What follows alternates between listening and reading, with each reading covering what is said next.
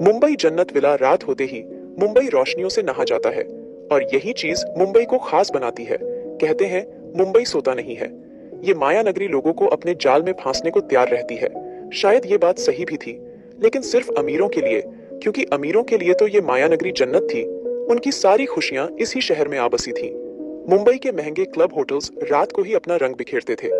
इस इतने बड़े मुंबई शहर में था जन्नत विला, जिसकी खूबसूरती लोगों की आंखें चकाचौंध कर देती थी। कितने एकड़ में फैला जन्नत विला देखने वालों को अपनी ओर आकर्षित कर ही लेता था।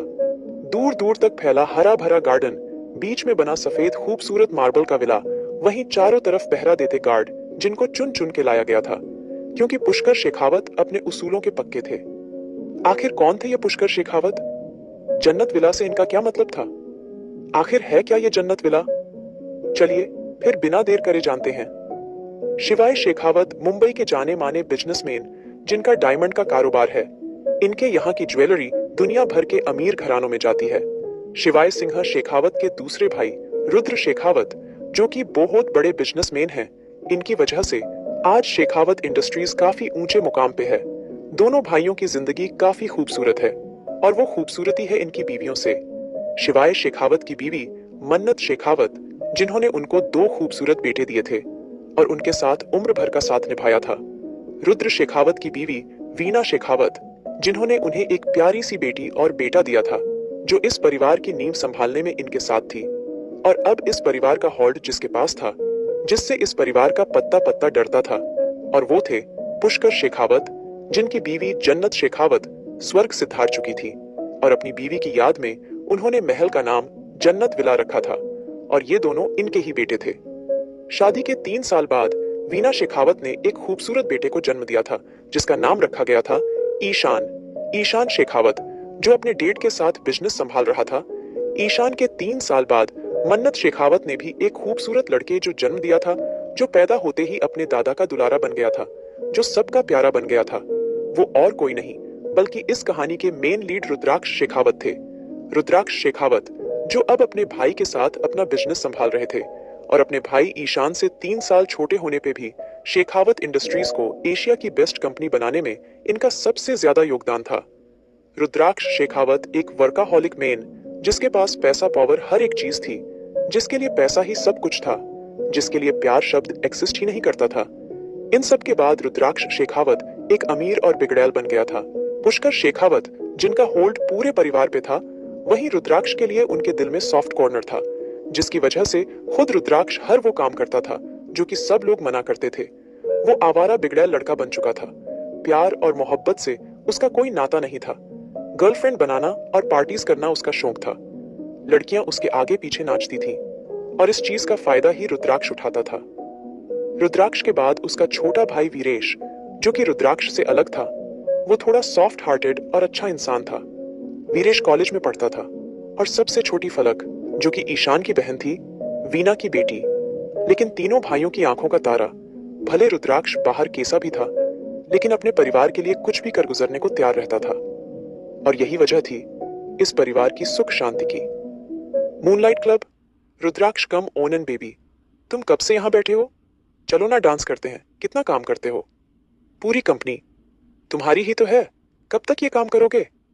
ईरा की बात पे रुद्राक्ष ने अपनी नीली आंखें उठा के ऊपर देखा। रुद्राक्ष, जिसकी हॉटनेस से लड़कियां पिघलकर गिरती थीं, एकदम शार्प फीचर्स, नीली आंखें, आंखों में हर वक्त गुस्सा, हल्के हल्के बाल जो इस वक्त बिखरे हुए थे, उसके चेहरे से लगी हल्की हल्की बियर्ड जिसको छूने को दिल बेकरार हो जाए, उसका चौड़ा सीना, घोर रंग, खूबसूरत होंठ, इस वक्त लैपटॉप में डूबा किसी कामदेव का अवतार लग रहा था। वहीं उसके आसपास खड़े उसके बॉडीगार्ड, जो किसी चील की तरह आसपास नजर रख रहे थे। रुद्राक्ष ने अपनी नजरें उठा के ईरा को देखा और उसके चेहरे पर अलग से भाव आ गए। ईरा जानती थी पिछले 1 साल से वही रुद्राक्ष की गर्लफ्रेंड थी और उसका पूरा इरादा था रुद्राक्ष से शादी करने का। रुद्राक्ष अपनी आंखें सिकोड़ते हुए बोला, यस, यू आर राइट, काम तो मैं रोज ही करता हूं। इतना कह के रुद्राक्ष ने झटके से ईरा को अपनी ओर खींचा और उसकी गर्दन में मुंह छुपा लिया। ईरा की सांसें थम गई थी। रुद्राक्ष उसके करीब नहीं आता था और जब आता था तो ऐसे ही पागल कर देता था। ईरा गहरी सांस लेकर बोली, रूम में चलते हैं प्लीज, यहां नहीं। ईरा की गहरी सांसें लेने पे रुद्राक्ष तिरछा मुस्कुराकर बोला, क्यों? मुझे किसी से डर नहीं लगता। आज तुम्हें और तुम यहीं एक दूसरे की बाहों में ये रात गुजारेंगे। इतना कह के रुद्राक्ष ने झटके से ईरा को सोफे पे लेटा दिया था और उसके ऊपर आके जैसे ही उसके करीब गया, अचानक उसका फोन बजने लगा था। ईरा ने गुस्से से रुद्राक्ष को देखा, क्योंकि वो और रुद्राक्ष अब तक फिजिकल नहीं हुए थे और वो फिजिकल रिलेशनशिप चाहती थी, लेकिन अचानक फोन से उसका दिमाग खराब हो गया था। ईरा गुस्से से बोली, उफ। तुम्हारा फोन। जैसे ही ईरा ने फोन छीनना चाहा, रुद्राक्ष अपनी नीली आंखें ईरा की आंखों में गड़ाते हुए बोला, अपनी लिमिट क्रॉस मत करो। इतना कह के रुद्राक्ष अपनी शर्ट के बटन बंद करते हुए बोल, कौन मर गया? रुद्राक्ष की बात पे दिवित जल्दी से बोला, बॉस ग्रैंड मास्टर को पता चल चुका है, आप किसी के साथ हैं, जल्दी घर आइए, मैं और नहीं संभाल सकता। दिवित की बात पे रुद्राक्ष ने फोन जमीन पे दे मारा और गुस्से से क्लब से बाहर चला गया। ईरा का मन कर रहा था अपना सर फोड़ ले, लेकिन वो कुछ नहीं कर सकती थी। अगर कुछ करती तो उसका रुद्राक्ष उसको छोड़ देता। वहीं रुद्राक्ष मुंबई की सड़कों पे अपनी गाड़ी दौड़ा रहा था। इस वक्त उसको ड्राइविंग स्किल अच्छे अच्छे ड्राइवर को फेल कर सकती थी। वो बड़ी ही शार्प ड्राइव कर रहा था और अगले आधे घंटे में रुद्राक्ष जन्नत विला के सामने खड़ा था। रुद्राक्ष ने चाबी गार्ड की तरफ फेंकी और जल्दी से अंदर चला गया। सामने ही पुष्कर शेखावत बैठे हुए थे। उनके सामने रुद्र और शिवाय शेखावत सर झुका के खड़े थे। वीरेश फलक अपने रूम में थे और ईशान और उसकी बीवी अरिना दोनों साइड में खड़े हुए थे। रुद्राक्ष सर झुका के बोला, देदा। रुद्राक्ष की आवाज पे शिवाय ने शिद्दत से उसको घुरा था, लेकिन उससे पहले पुष्कर शेखावत गुस्से से उसको घुर रहे थे। रुद्राक्ष धीरे से बोला, दादा। रुद्राक्ष की आवाज पे पुष्कर जी चिल्लाते हुए बोले, बस बहुत हो चुका। आज क्या बहाना बनाओगे तुम रुद्राक्ष? मेरे लाड प्यार ने तुम्हें ज्यादा ही बिगाड़ दिया है। सबने मुझे मना करा, अपने पोते को इतना मत बिगाड़ पुष्कर, लेकिन मैं पागल हो चुका था। मेरे लाड प्यार ने आज ये हाल कर दिया। मेरा पोता ये सब कर रहा है। शिवाय और मन्नत, कल तुम दोनों मेरे गांव जाओगे। लड़की मैंने पसंद कर ली है, तुम्हें बस रस्म करके आनी है। अगले हफ्ते शादी हो जाएगी। इतना कह के पुष्कर जी रुद्राक्ष को घुर के चले गए थे। रुद्राक्ष की आंखें फटी की फटी रह गई थी। रुद्राक्ष गुस्से से बोला, व्याट, दादा का दिमाग खराब है डेड। मैं कोई खिलौना हूं जिसकी शादी का इतना इंपॉर्टेंट फैसला वैसे ही ले लिया जाए? मैं ये शादी हरगिज नहीं करूंगा। दादा को समझा लीजिए, मैं ये शादी हरगिज नहीं करूंगा। इतना कह के रुद्राक्ष ने साइड में पड़े फ्लावर पॉट को बहुत दूर फेंक दिया था। उसकी इस हरकत पे मन्नत जी धीरे से बोली, फैसला हो चुका है और अब कुछ नहीं हो सकता। तुम्हें दादा की बात माननी पड़ेगी। रुद्राक्ष, तुम्हें पहले सोचना चाहिए था ये सब। न्यूज़पेपर में तुम्हारे साथ हर दिन नई लड़की होती है और दादा हर बार तुम्हारे स्कैंडल को संभालते हैं, लेकिन आज नहीं। आज जानते हो, उनके दोस्त ने तुम्हें वहां देखा है किसी लड़की के साथ। अपनी मॉम की बात पे रुद्राक्ष हंसते हुए बोला, ये मेरी लाइफ है, मैं कुछ भी करूं। आप होते कौन है मुझे ये बताने वाले? मैं पहले बता चुका हूं, मैं हरगिज ये शादी नहीं करूंगा। अगर आपको उस लड़की की जिंदगी बर्बाद करानी है तो शौक से रिश्ता लेके जाइए। इतना कह के रुद्राक्ष जिम की तरफ चला गया था और मन्नत जी सर पकड़ के बैठ गई थी। वीना जी धीरे से बोली, रुद्राक्ष, सही कह रहा है भाभी। वो लोग गांव में रहते हैं ना, उन्हें हमारे तौर तरीके पता। डेड उन्हें जानते हैं, उनके दोस्त की पोती है, वो क्या पता कैसी है। और रुद्राक्ष का गुस्सा हम सब जानते हैं।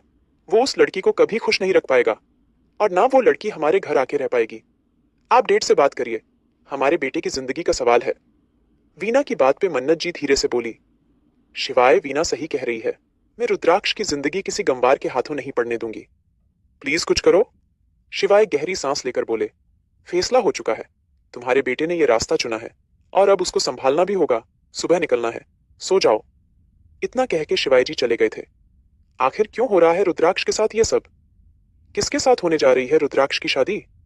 क्यों ये शादी नहीं करना चाहता रुद्राक्ष? मुंबई जन्नत विला का सबसे आलीशान कमरा, जो कि नॉर्मल कमरे के हिसाब से कुछ ज्यादा ही बड़ा था, उस कमरे में अपना स्विमिंग पूल था और उसके साइड में बड़ी खूबसूरत बालकनी जो को फूलों से सजी हुई थी। उस बालकनी में बड़ा ही आलीशान सोफा पड़ा हुआ था, जिसपे उस कमरे का मालिक यानी कि रुद्राक्ष शेखावत सुबह में अपनी कॉफी एंजॉय करता था। इस कमरे में आने की इजाजत किसी को नहीं थी। यहाँ रुद्राक्ष की कोई गर्लफ्रेंड भी नहीं आती थी। इस कमरे के अंदर सिर्फ शांति थी तूफान से पहले को शांति, क्योंकि तूफान तो स्विमिंग करने में बिजी था। रुद्राक्ष काफी देर से पानी के अंदर था। अरीना, ईशान की वाइफ, कब से बाहर उसका वेट कर रही थी। करीब 10 मिनट बाद रुद्राक्ष बाहर निकला। उसकी हॉट बॉडी पे टॉवेल लिपटा हुआ था।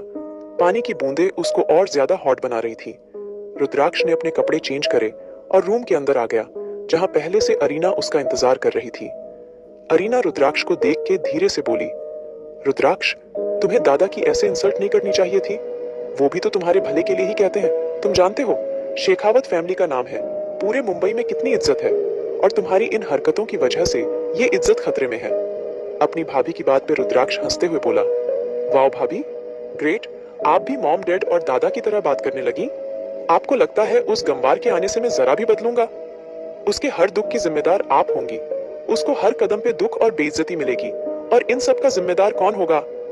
कौन? आप सब लोग, क्योंकि उसके आने पे ना तो मैं अपनी गर्लफ्रेंड को छोड़ूंगा, ना ही अपना कोई शौक। अगर आप अभी भी चाहती हैं मैं उस लड़की से शादी करूं, ये आपकी चॉइस है। रुद्राक्ष की बात अरीना को डरने पे मजबूर कर रही थी। अरीना एक सुलझी हुई प्यारी लड़की थी। उसकी शादी को भी 1 साल हुआ था, और पूरे परिवार की तरह उसने भी शेखावत परिवार के तौर तरीके अपना लिए थे। अरीना रुद्राक्ष को देख के धीरे से बोली, खाना लगा दिया है, खा लेना। मैं भी नहीं जानती दादा ने हमें कौन से कंफ्यूजन में डाला है, लेकिन तुम्हें यह मानना पड़ेगा, रुद्राक्ष और वो लड़की में उसके बारे में कुछ नहीं कह सकती, लेकिन दादा का फैसला ना मान के तुम पूरे परिवार को दुख दोगे। इतना कह के अरीना चली गई थी, और रुद्राक्ष जिम की तरफ चला गया था। वो अच्छे से जानता था उसकी पूरी रात आज जिम में गुजरने वाली थी। रुद्राक्ष का दिमाग खराब हो चुका था। जो लड़की अभी आई भी नहीं थी, जिससे वो मिला भी नहीं था, उसके दिल में उस लड़की के लिए अजीब नफरत बैठ गई थी। इंदौर एक छोटे से घर में एक लड़की अपने कमरे में बैठी हुई पढ़ रही थी। उसके सामने ही एक प्यारी सी लड़की बैठी हुई थी, जो शक्ल सूरत में उसके जैसी थी, लेकिन उससे काफी छोटी थी। छोटी लड़की, जिसका नाम गुड़िया था, धीरे से बोली, हया, तुम क्या पढ़ती रहती हो? हया, हमारी कहानी की नायिका, लंबी पतली, गोरा रंग, भूरी आंखें, सुनहरे बाल, काफी कम बोलती है, लेकिन जितना बोलती है सामने वाले को चुप कर देती है। हया को पढ़ने लिखने का शौक है, लेकिन अपने पापा के चलते उसको पढ़ाई छोड़नी पड़ी थी, लेकिन वो अभी भी छुप छुप कर पढ़ती रहती थी, ताकि आने वाले एग्जाम को निकाल सके। अपनी बहन की बात पे हया चिढ़ते हुए बोली, गुड़िया, कितनी बार कहा है मेरा नाम मत लिया करो। तुमसे 8 साल बड़ी हूं मैं, एक कान के नीचे लगाऊंगी। अगर फिर से मेरा नाम लिया तो? हया की बात पे गुड़िया कुछ कहने वाली थी, तभी उनकी माँ कामिनी जल्दी से अंदर आते हुए बोली, कितनी बार मना करा है मैंने, ये किताबें लेके मत बैठा कर, तेरे पापा आने वाले हैं। अगर उन्होंने तुझे किताब लेके पढ़ते हुए देखा, तेरी जान ले लेंगे, फेंक दे इनको। अपनी माँ की बात पे हया चिढ़ते हुए बोली, अच्छा, क्या करेंगे? मारेंगे ही ना? मारने दो, उनकी वजह से मैं अपना शौक नहीं छोड़ूंगी। सबकी बेटियां पढ़ती हैं, और मैंने कॉलेज की शक्ल भी नहीं देखी। हया की बात पे किसी ने गुस्से से उसके बाल पकड़े थे। हया की आंखें आंसुओं से भर गई थीं। वो अच्छे से जानती थी ये और कोई नहीं उसके टॉक्सिक डेट थे, जो बचपन से लेके अब तक उन्हें सिर्फ टॉर्चर करते आए थे। हया ने अपनी आंखें कस के बंद कर ली थी। वो धीरे से बोली, पापा, मैंने बस अभी ही किताब उठाई थी, मैं बस। हया की आवाज उसके मुंह में ही दब गई थी, क्योंकि रंजीत ने उसके बाल पकड़ लिए थे। रंजीत के ऐसा करने पे कामिनी जल्दी से बोली, क्या कर रहे हो? जवान लड़की है, कहीं चोट लग गई तो रिश्ते भी नहीं आएंगे। कामिनी की बात पे रंजीत गुस्से से बोला, कल शहर से बहुत बड़े लोग आ रहे हैं तुम्हारी इस मनहूस बेटी के रिश्ते के लिए। इसको अच्छे से सजा संवार देना। भला हो मेरे पापा का, जिसकी वजह से इतना अच्छा रिश्ता मिला है। उनके दोस्त हैं। पुष्कर शेखावत बहुत बड़ा परिवार है, इतने अमीर हैं, ऐश करेगी ये वहां। और क्या चाहिए? ये उनको पसंद आनी चाहिए, समझी तू? रंजीत कह के चला गया था। रंजीत के जाने पे मासूम हया, जिसका गोरा रंग लाल हो गया था, अपनी माँ के पैरों में लिपट के बोली, माँ, मुझे नहीं करनी शादी।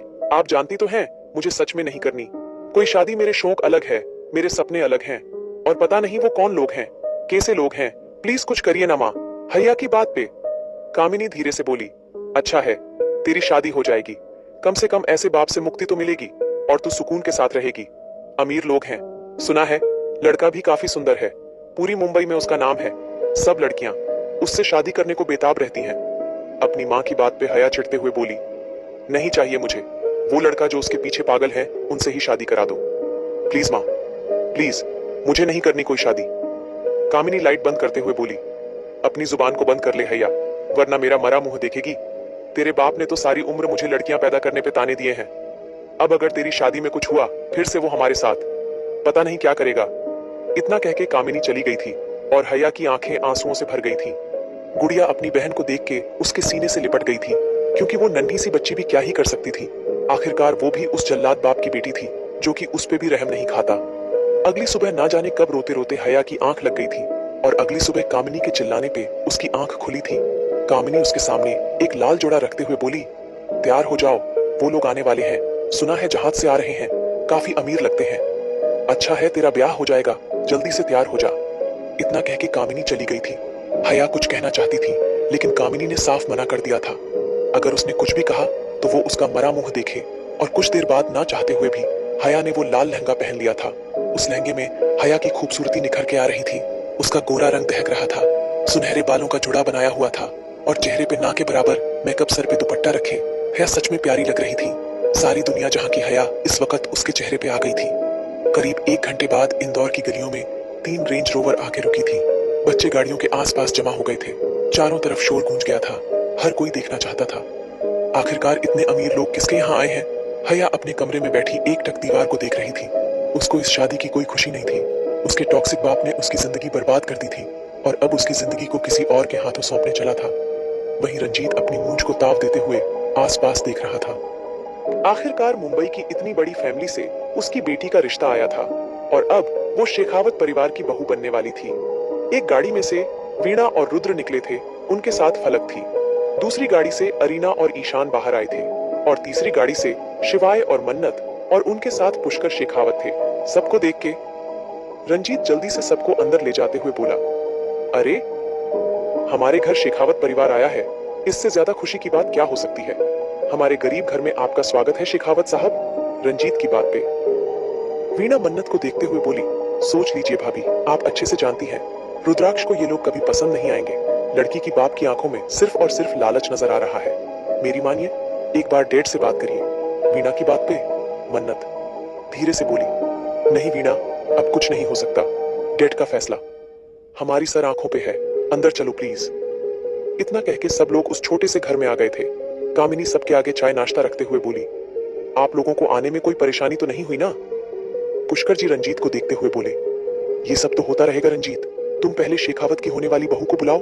पुष्कर जी की बात पे रंजीत जल्दी से बोला, अरे बिल्कुल शेखावत साहब, बिल्कुल, गुड़िया हया को लेके आओ। रंजीत की बात पे कुछ देर बाद लाल लहंगे में एक खूबसूरत लड़की धीरे धीरे चलती नीचे आई थी। लड़की को देख के सबकी आंखें फटी की फटी रह गई थी। ये लड़की थी या अप्सरा? क्या सच में वो अपने सामने किसी लड़की को देख रहे थे? फलक जल्दी से बोली, मम्मा ये सच में कोई इंसान है, परी नहीं है। फलक की बात से हर कोई सहमत था क्योंकि हया की खूबसूरती सच में किसी को भी दीवाना बनाने के लिए काफी थी। पुष्कर जी रंजीत को देखते हुए धीरे से बोले, मुझे नहीं लगता हमें किसी भी तरह की कोई बात करने की जरूरत है। अपनी बेटी से पूछो क्या उसको ये रिश्ता मंजूर है ताकि हम मंगनी की रस्म करें। पुष्कर की बात पे रंजीत जल्दी से बोला, अरे पूछने की क्या बात, लड़का कहाँ है, मंगनी की रस्म करिए। रंजीत की बात पे पुष्कर जी कुछ सोचते हुए बोले, रुद्राक्ष शादी पे आएगा, अगले हफ्ते शादी है। इतना कह के पुष्कर जी ने मन्नत को इशारा करा और मन्नत ने अपने पर्स से एक बहुत महंगी रिंग निकाली थी, प्योर डायमंड, जो खास उनके परिवार के लिए ही था। हया को उस रिंग से कोई मतलब नहीं था। उसके सपने आज उसकी आंखों मारे जा रहे थे और वो बस दीवार को तके जा रही थी। मन्नत जी ने नाजुक सी हया को देखा, ना जाने क्यों उनको हया पे ढेरों प्यार आया था और उन्होंने बिना कुछ कहे वो रिंग हया की नाजुक उंगलियों में पहना दी थी। रंजीत खुश होते हुए बोला, अरे मिठाइयां खिलाओ भाई, आखिरकार बेटी की मंगनी हुई है। रंजीत को देख के हया की आंखें भीग गई थीं। बाप तो अपनी बेटियों की सारी खुशियां पूरे करते हैं और आज एक बाप ही जबरदस्ती शादी पे लगा हुआ था। ना वो लड़के को जानती थी ना उसने लड़के को देखा था और अचानक से शादी। यही सब सोच के हया का दिल घबरा रहा था। हया को डरते देख फलक धीरे से बोली, भाभी क्या हुआ, आप ऐसे चुप क्यों हैं, जैसे जबरदस्ती आपकी शादी कराई जा रही है। फलक की बात पे हया धीरे से बोली, नहीं ऐसा कुछ नहीं है, मैं बहुत खुश हूँ। हया की बात पे बिना अरीना को देखते हुए बोली, अरे खुश क्यों नहीं होगी, आखिरकार इतने बड़े घर में शादी होने जा रही है। वीणा की बात पे अरीना धीरे से बोली, मॉम रहने दीजिए, वो लड़की कितनी मासूम है, उसका चेहरे देख के सिर्फ मासूमियत नजर आती है, लालच नहीं। हया की मीठी सी आवाज पे शिवाय शखेवात प्यार से, वाले रुद्राक्ष की शादी हया से ही होगी और हमें हया रुद्राक्ष के लिए मंजूर है। शिवाय की बातें हया के दिल पे जाके लगी थी। उसकी जिंदगी का फैसला कुछ ही मिनटों में हो गया था और हया के सपने टूटकर चूर हो गए थे। क्या सच में हो जाएगी हया की शादी रुद्राक्ष से? आखिर कैसे बिहेव करेगा रुद्राक्ष हया के साथ? क्या हया की मासूमियत पिघला पाएगी रुद्राक्ष के पत्थर दिल को? इंदौर हया की आंखें भर आई थीं। अरीना वीणा के पास से उठते हुए बोली, हया, क्या हम कुछ देर बात कर सकते हैं? मेरा मतलब, तुम मुझे घर भी दिखा दो और हमारी बातचीत भी हो जाएगी, है ना? अरीना की बात पे हया धीरे से बोली, जी ठीक है, चलिए। हया के चेहरे पे शर्म की नहीं, दुख की लाली बिखरी हुई थी। वहीं मन्नत, शेखावत की नजरें हया के मासूम चेहरे पे टिक सी गई थी। उनकी बहू सच में उनके बेटे के टक्कर की थी। जितना हैंडसम और हॉट उनका बेटा था, वैसी खूबसूरत उनकी बहू थी। मन्नत, शेखावत अपना सर उठाते हुए अकड़ से बोली, आखिरकार पूरे मुंबई में हमारी बहू की तारीफें होगी, है ना? इतना कह के उन्होंने शिवाय शेखावत को देखा और चाय का कप उठा लिया। वहीं अरीना और हया छत पे आ गई थी। अरीना धीरे से बोली, हया, आई नो ये शादी शायद तुम्हारी मर्जी से नहीं हो रही, लेकिन सच में तुम खुश रहोगी, ये मेरा वादा है। कई बार ना चाहते हुए भी हमें वो सब करना पड़ता है जो हम जिंदगी में भी नहीं चाहते, और बड़ों के आगे झुकना पड़ता है। मेरे साथ भी यही हुआ था, लेकिन मैं तुम्हारी जेठानी बन के नहीं, बहन बन के हमेशा तुम्हारे साथ रहूंगी। इतना कह के अरीना ने हया को देखा, जिसके चेहरे पर सिर्फ आंसू थे। अरीना हया के चेहरे के हाथों में लेते हुए बोली, मुझे माफ कर दो हया, मैं भी तुम्हारे लिए कुछ नहीं कर सकती। बस इतना कहूंगी, तुम मुंबई के सबसे बड़े घराने की बहू बनने जा रही हो, और रुद्राक्ष के पीछे हजारों लड़कियां पागल हैं। ये तुम्हें किसी शो ऑफ के लिए नहीं बता रही, इसलिए बता रही हूँ कितनी लड़कियां ये चाहती हैं, और तुम्हें वो चीज मिल रही है। अरीना की बात पे हया चिढ़ते हुए बोली, मुझे पढ़ना है, पढ़ाई करनी है, मैंने सिर्फ इंटर किया है, क्या मैं शादी के लायक हूं? हया की बात पे अरीना धीरे से बोली, ये तुम्हारी किस्मत है, इसको एक्सेप्ट कर लो। मैं हमेशा तुम्हारे साथ हूं और रहूंगी। अब जल्दी से हमारे घर में आ जाओ, एक बहू कब तक सब संभालेगी? अरीना इतना कह के चली गई थी, और हया नफरत से अपने हाथ में पहनी उस डायमंड की रिंग को देख रही थी जो चमक रही थी। हया चिढ़ते हुए बोली, ये हीरा मेरे लिए सिर्फ बेड़ियां हैं, नहीं करनी शादी। वो कितना ही बड़ा इंसान हो, अमीर हो, खूबसूरत हो, नहीं करनी। इतना कह के हया ने गुस्से से अपना हाथ दीवार में दे मारा था। वहीं नीचे सब लोग उठते हुए जाने लगे थे। हया भी सर झुकाए खड़ी थी। पुष्कर शेखावत उसके सर पे हाथ रखते हुए बोले, तुम शेखावत परिवार की बहू हो, तुमसे हमारी इज्जत जुड़ी है। अगले हफ्ते तुम्हें हमेशा के लिए मुंबई ले जाएंगे, और तब तक आप हमारी अमानत का ख्याल रखिए। रंजीत जी, इतना कह के पुष्कर शेखावत अपना हाथ ऊपर करके बाहर निकल गए थे। रंजीत उनके पैरों में गिरने को तैयार था। वहीं हया सर झुकाए खड़ी थी। अरीना, वीणा, मन्नत सब बड़ी गर्मजोशी से हया से मिली थी। एक ही पल में वो किसी की बहू, किसी के भाभी, किसी की बीवी बन चुकी थी, लेकिन वो बिल्कुल पत्थर की हो चुकी थी। अब उसको उस पल का इंतजार था जब वो हमेशा के लिए इंदौर छोड़ के जाने वाली थी। मुंबई, जन्नत विला रुद्राक्ष सिगरेट पी रहा था, और उसके साइड में 3 लड़कियां बैठी थीं। 2 उसके आस पास बैठी थीं, और उसके दोस्त भी वहीं थे।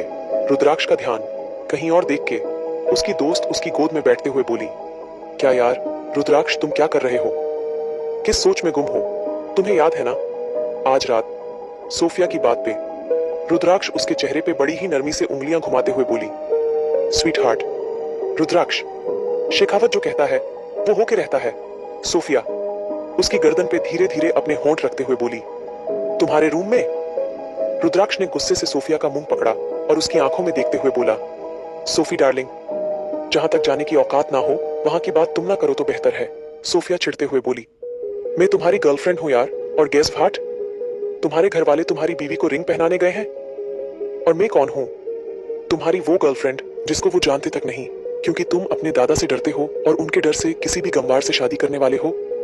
सोफिया की बात पर रुद्राक्ष आराम से बोला, शादी जैसी बकवास में मेरा कोई इंटरेस्ट नहीं है, और ना कभी हो सकता। वो आएगी और 2 दिन बाद खुद डाइवोर्स लेके चली जाएगी। ना मेरा उससे कोई मतलब, ना मैं उसको कभी एक्सेप्ट करूंगा। और रही बात मेरे रूम की, तो वहां के सपने छोड़ दो। रुद्राक्ष ने इतना कह के अपनी ड्रिंक उठा ली।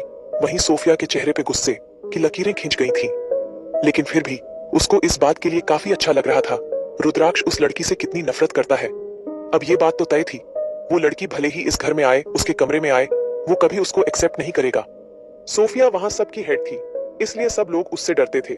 यहां तक कि रुद्राक्ष के दोस्त भी उससे ज्यादा बात नहीं करते थे। उन्हें पता था सोफिया रुद्राक्ष के साथ क्यों थी। वहीं रुद्राक्ष अपना फोन उठाते हुए बोला, ओ गाइज, गेट लॉस्ट, आज का हो गया काफी है। रुद्राक्ष की बात पे सब बिना कुछ बोले चले गए थे। वहीं रुद्राक्ष के दोस्त भी चले गए थे। रुद्राक्ष का एक ही दोस्त था जो सबसे ज्यादा कीमती और अच्छा था, जो कि आउट ऑफ इंडिया था, जो कि रुद्राक्ष की शादी पे आने वाला था। और सब लोग रुद्राक्ष से डरते थे। सबके जाते ही सोफिया अपनी उंगली रुद्राक्ष के सीने पे फिराते हुए बोला, तो फिर चलें? रुद्राक्ष सोफिया को घूरते हुए बोला, मैंने कहा ना गेट लॉस्ट, क्या तुम्हें सुनाई नहीं दिया? सोफिया सोफिया चिढ़ते हुए बोली, तुम कैसे ट्रीट कर रहे हो मुझे यार? मैं तुम्हारी गर्लफ्रेंड हूं। रुद्राक्ष गुस्से से सोफिया के कांधे को जकड़ते हुए बोल, बार बार ये बकवास करनी जरूरी नहीं होती। जो बोला है वो करो और यहां से दफा हो जाओ। रुद्राक्ष का गुस्सा काफी खतरनाक था और उसका गुस्सा सबके लिए एक था, भले वो उसकी गर्लफ्रेंड ही क्यों ना हो। वहीं सोफिया ज्यादा ना बोलते हुए अपना हैंडबैग लेके चली गई थी। रुद्राक्ष ने गहरी सांस ली और अपना फोन लेके बाहर निकल गया। रुद्राक्ष जल्दी से किसी को कॉल करते हुए बोला, जेट रेडी रखो, मैं पहुंच रहा हूं। इतना कह के रुद्राक्ष विला से निकल गया था। उसका जेट तैयार था और कुछ देर बाद वो दुबई के लिए उड़ान भर चुका था। करीब 1 घंटे बाद रुद्राक्ष दुबई एयरपोर्ट पे था। उसका जेट लैंड करते ही वहां ना जाने कितने गार्ड्स आके उसके जेट के आसपास खड़े हो गए थे। रुद्राक्ष ने उतर के अपने ग्लासेस लगाए और सीधा एयरपोर्ट से बाहर निकल गया। बाहर 3 गाड़ियां तैयार थीं और आखिरकार रुद्राक्ष एक आइलैंड पे आ गया था। यहाँ दूर दूर तक समंदर फैला हुआ रहा। सामने ही एक आदमी जिसने ब्लैक सूट पहना था, वो सिगरेट सुलगा रहा था। रुद्राक्ष को देख के वो आदमी हंसते हुए बोला, गोल्डी की गैंग में स्वागत है ब्लैक डेविल। रुद्राक्ष, जिसका नाम अंडरवर्ल्ड में ब्लैक डेविल के नाम से मशहूर था, रुद्राक्ष मुस्कुराते हुए बोला, कुत्तों की गैंग में ब्लैक डेविल कभी इन्वेस्ट नहीं करता और मैं यहाँ तेरे साथ एंजॉय करने नहीं, तेरे से अपने डायमंड लेने आया हूँ। तू उनके लायक ही नहीं है। अपने बिजनेस के बेस्ट डायमंड तुझे सेल करे थे, लेकिन उनकी कीमत 100 करोड़ नहीं थी। ये तो जैसे भिखारियों का काम है। मुझे पूरे 1000 करोड़ चाहिए। अगर नहीं दे सकता तो मुझे अपने डायमंड वापस चाहिए। रुद्राक्ष की बात पे गोल्डी गुस्से से बोला, मेरे ही देश में आके मुझसे ही चालाकी। रुद्राक्ष शेखावत, ये घमंड बहुत भारी पड़ेगा तुझे। गोल्डी से दुश्मनी मतलब शेर के मुंह में हाथ डालना। तेरे 100 काम मेरी वजह से पूरे हुए हैं, गद्दारी मत कर। गोल्डी की बात पे रुद्राक्ष हंसते हुए सबको देखने लगा था। उसने हंसने पे गोल्डी के आदमी हैरान थे। तभी रुद्राक्ष अपनी गन निकाल के गोल्डी के सर पे करते हुए बोला, गद्दारी, वो भी तुझसे? मैं तेरे कुत्तों की तरह तेरा गुलाम नहीं हूँ जो गद्दारी या वफादारी करूं। तुझसे मेरा रिश्ता बिजनेस का है, उस तक ही सीमित रख, समझा?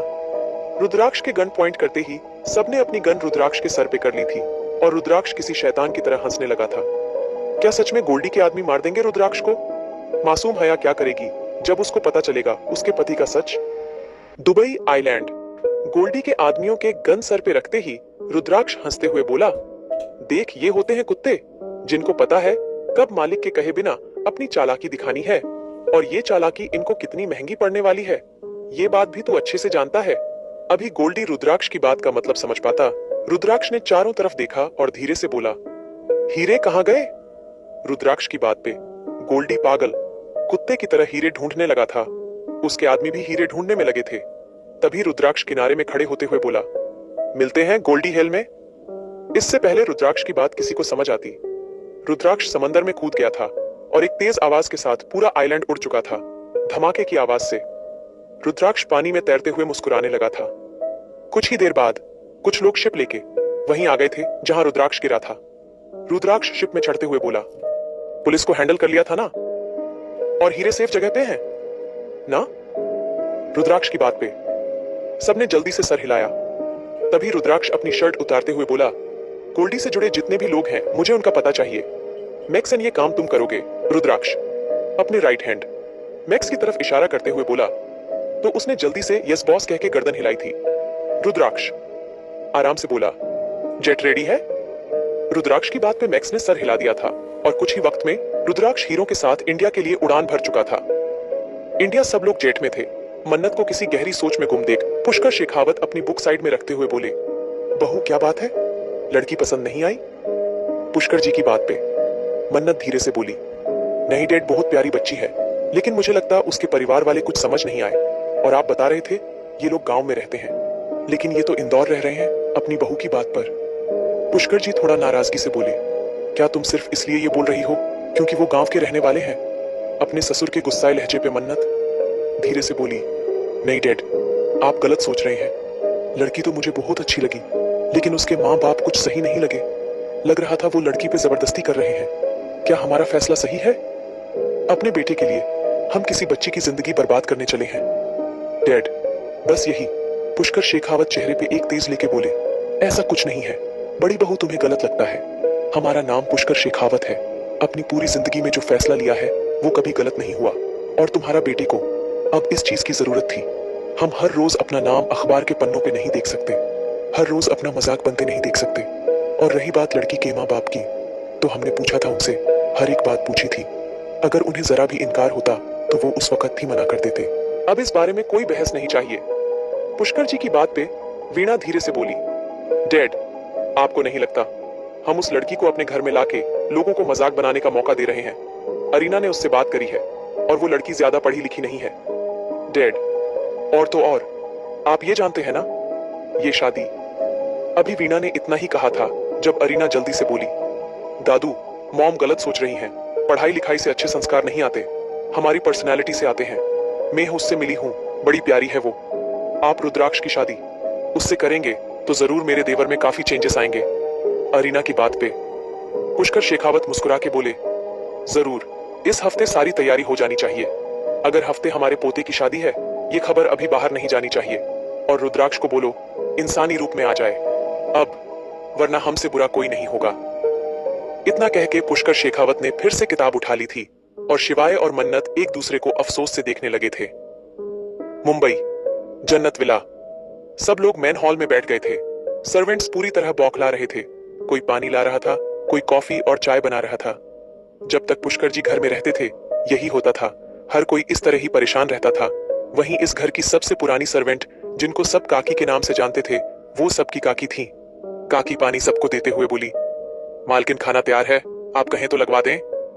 काकी की बात पे मन्नत जी अपने सर पे हाथ रखते हुए बोली, काकी आप सबसे पूछ लीजिए, मुझे तो फिलहाल भूख नहीं है, मैं फिलहाल कॉफी लेना चाहूंगी।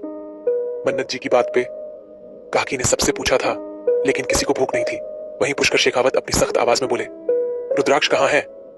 काकी जिसको अच्छे से पता था रुद्राक्ष कहाँ है, हकलाते हुए बोली, बड़े मालिक वो तो। पुष्कर शेखावत अपनी आंखें उठा के बोला, कितनी बार कहा है, एक ही लाइन में बात पूरी करा करो, समझ नहीं आता। पुष्कर शेखावत के चिल्लाने पे काकी कुछ बोलने वाली थी जब पीछे से रुद्राक्ष आते हुए बोला, क्या यार दादू, आप सब पे अपना ये रोब चलाना अपना हक समझते हैं? किसी को भी कुछ भी कह दोगे? जबरदस्ती शादी करा दोगे? पुष्कर जी गुस्से से दहाड़े। रुद्रा, लेकिन रुद्राक्ष आराम से बोला, यस दादू, यही हूं मैं जबरदस्ती। पहना के आ गए उस गंवार को मेरे नाम की रिंग, जिससे मेरा कोई मतलब नहीं, जिसको मैं जानता नहीं, मैंने देखा नहीं। ग्रो अप दादू, आप अच्छे से जानते हैं आज के जमाने में गरीब से गरीब लोग लव मैरिज करते हैं और मेरा मजाक बन जाएगा। यार रुद्राक्ष शेखावत मोस्ट हैंडसम बैचलर, और शादी अपने दादू की मर्जी से, और लड़की भी कौन? एक अनपढ़ गंवार जिसको किसी चीज का पता नहीं होगा, हमारे घर के तौर तरीके नहीं जानती होगी। आप कैसे कर सकते हैं यार? रुद्राक्ष चिढ़ते हुए बोला। तो शिवाय गुस्से से बोले, रुद्राक्ष कमरे में जाओ, फैसला हो चुका है, अगले हफ्ते शादी है। शिवाय की बात पे रुद्राक्ष जोर से हंसते हुए बोला, oh my God Dadu, dead भी आपकी भाषा बोल रहे हैं। अच्छा ठीक है, एक काम करते हैं, इस हफ्ते शादी, अगले हफ्ते बच्चे, और उसके बाद क्या? कोई गेस कर सकता है?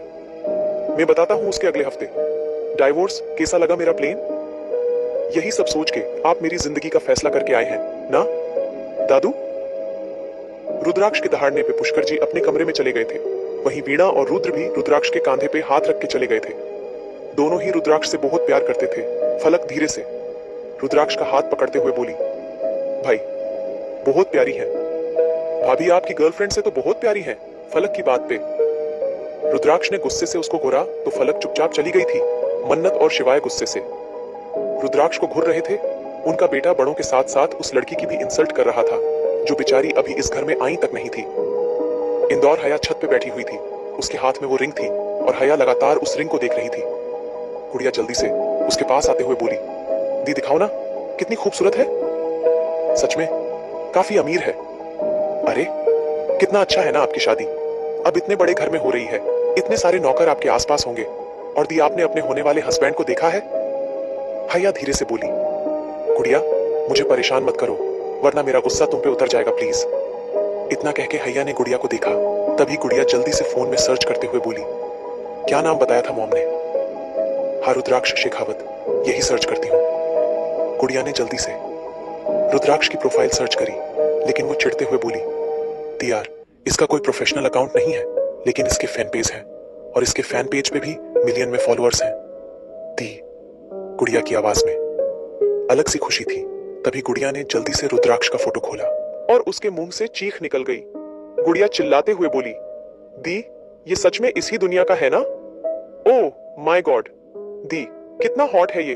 आप तो ना शादी के बाद काला धागा बंधवा देना। उसको इतना हॉट बंद लेके आप कैसे घूमोगी? गुड़िया पागल हो गई थी। वो फोटो रुद्राक्ष का था, जिसमें वो किसी बिजनेस पार्टी अटेंड करता दिख रहा था। फोटो काफी दूर से खींचा गया था, लेकिन रुद्राक्ष की हॉटनेस दूर से भी नजर आ रही थी। वहीं गुड़िया कूदते हुए बोली, जा रही हूं सबको दिखाने, मेरे जीजू कितने हॉट हैं। इतना कह के गुड़िया भाग गई थी और हया गुस्से से बोली, भाड़ में गई, तुम्हारी हॉटनेस घटिया इंसान नहीं करनी शादी। तुम जैसे मर्द अपनी इस खूबसूरती से सो को घुमाते हो। हया नफरत से चिल्लाई और उस रिंग को देखने लगी। मुंबई रुद्राक्ष पंचिंग बैग पे लगातार पंच मार रहा था। उसके चेहरे पे सिर्फ पसीना था और गुस्सा इस वक्त उसके चेहरे से ही दिख रहा था। अरीना, उसने सामने कॉफी रखते हुए बोली, रुद्राक्ष। लेकिन उसने अरीना को भी इग्नोर करा था। इस बार अरीना और जोर से चिल्लाई, रुद्राक्ष, रुद्राक्ष। गुस्से से बोला, भाभी आप प्लीज यहां से चली जाइए, प्लीज, मुझे कोई बात नहीं करनी। सब जानते हुए भी आपने उन लोगों का साथ दिया। आप सच में या लड़की की जिंदगी बर्बाद करना चाहती हैं? मैं एक शैतान हूं भाभी, और वो लड़की शैतान के सामने आने की गलती कर रही है। मैं उसका जीना हराम कर दूंगा। रुद्राक्ष की बात पे अरीना जल्दी से बोली, रुद्राक्ष वो बहुत प्यारी है, सच में बहुत प्यारी।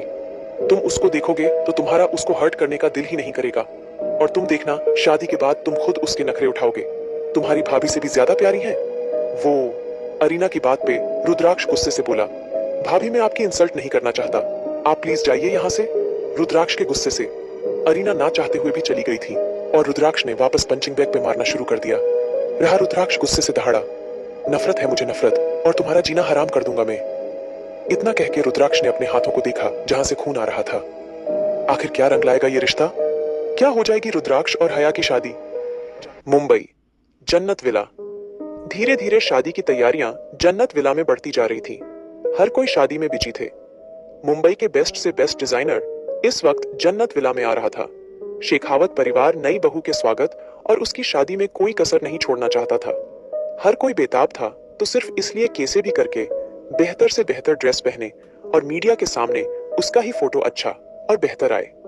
इन सब के बाद एक इंसान ऐसा था जिसको ना तो इन तैयारियों से मतलब था, ना इस खुशी से, ना कपड़ों से, और ना ही नई दुल्हन से। और वो और कोई नहीं बल्कि हमारे दूल्हे राजा रुद्राक्ष शेखावत थे, जो कुछ दिनों से अपनी आयाशियों में और ज्यादा खो गए थे। और तो और अब तो रुद्राक्ष ने घर आना भी छोड़ दिया था।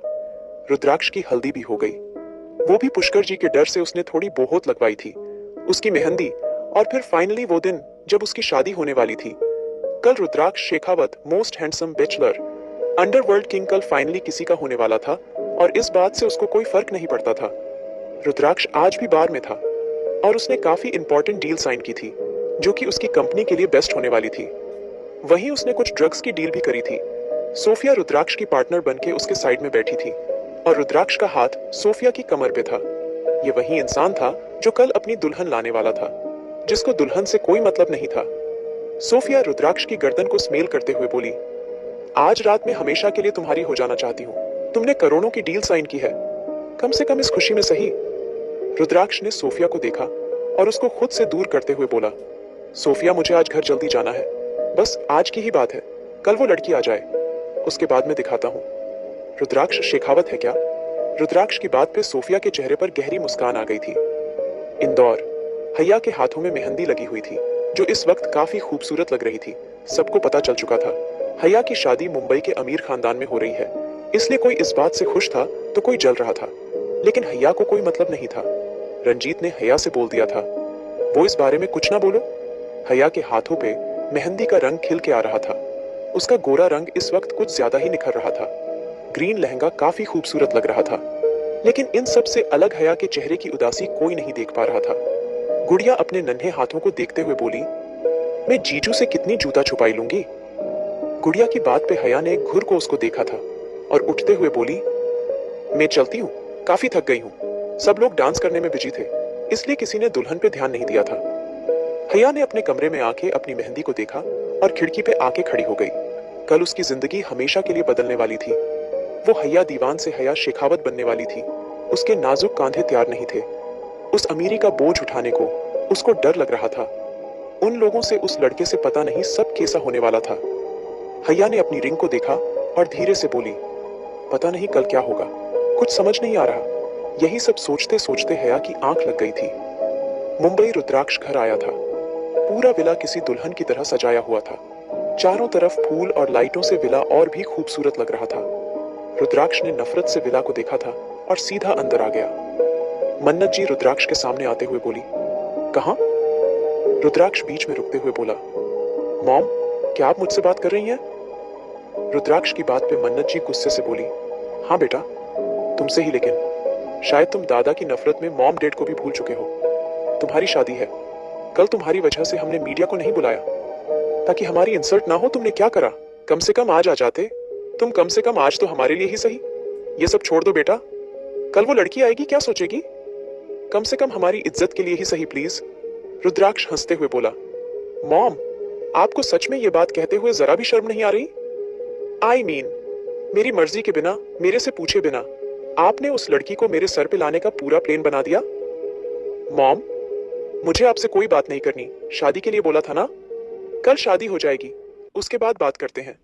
इतना कह के रुद्राक्ष बिना मन्नत जी को देख के चला गया था। मन्नत जी की आंखों से आंसू आ गए थे।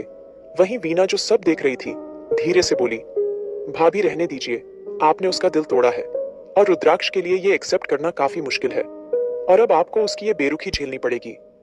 वीना की बात पे मन्नत उसके कांधे पे हाथ रखते हुए बोली, मुझे अपनी बहू पे यकीन है वीना, वो जरूर इसको सही करेगी।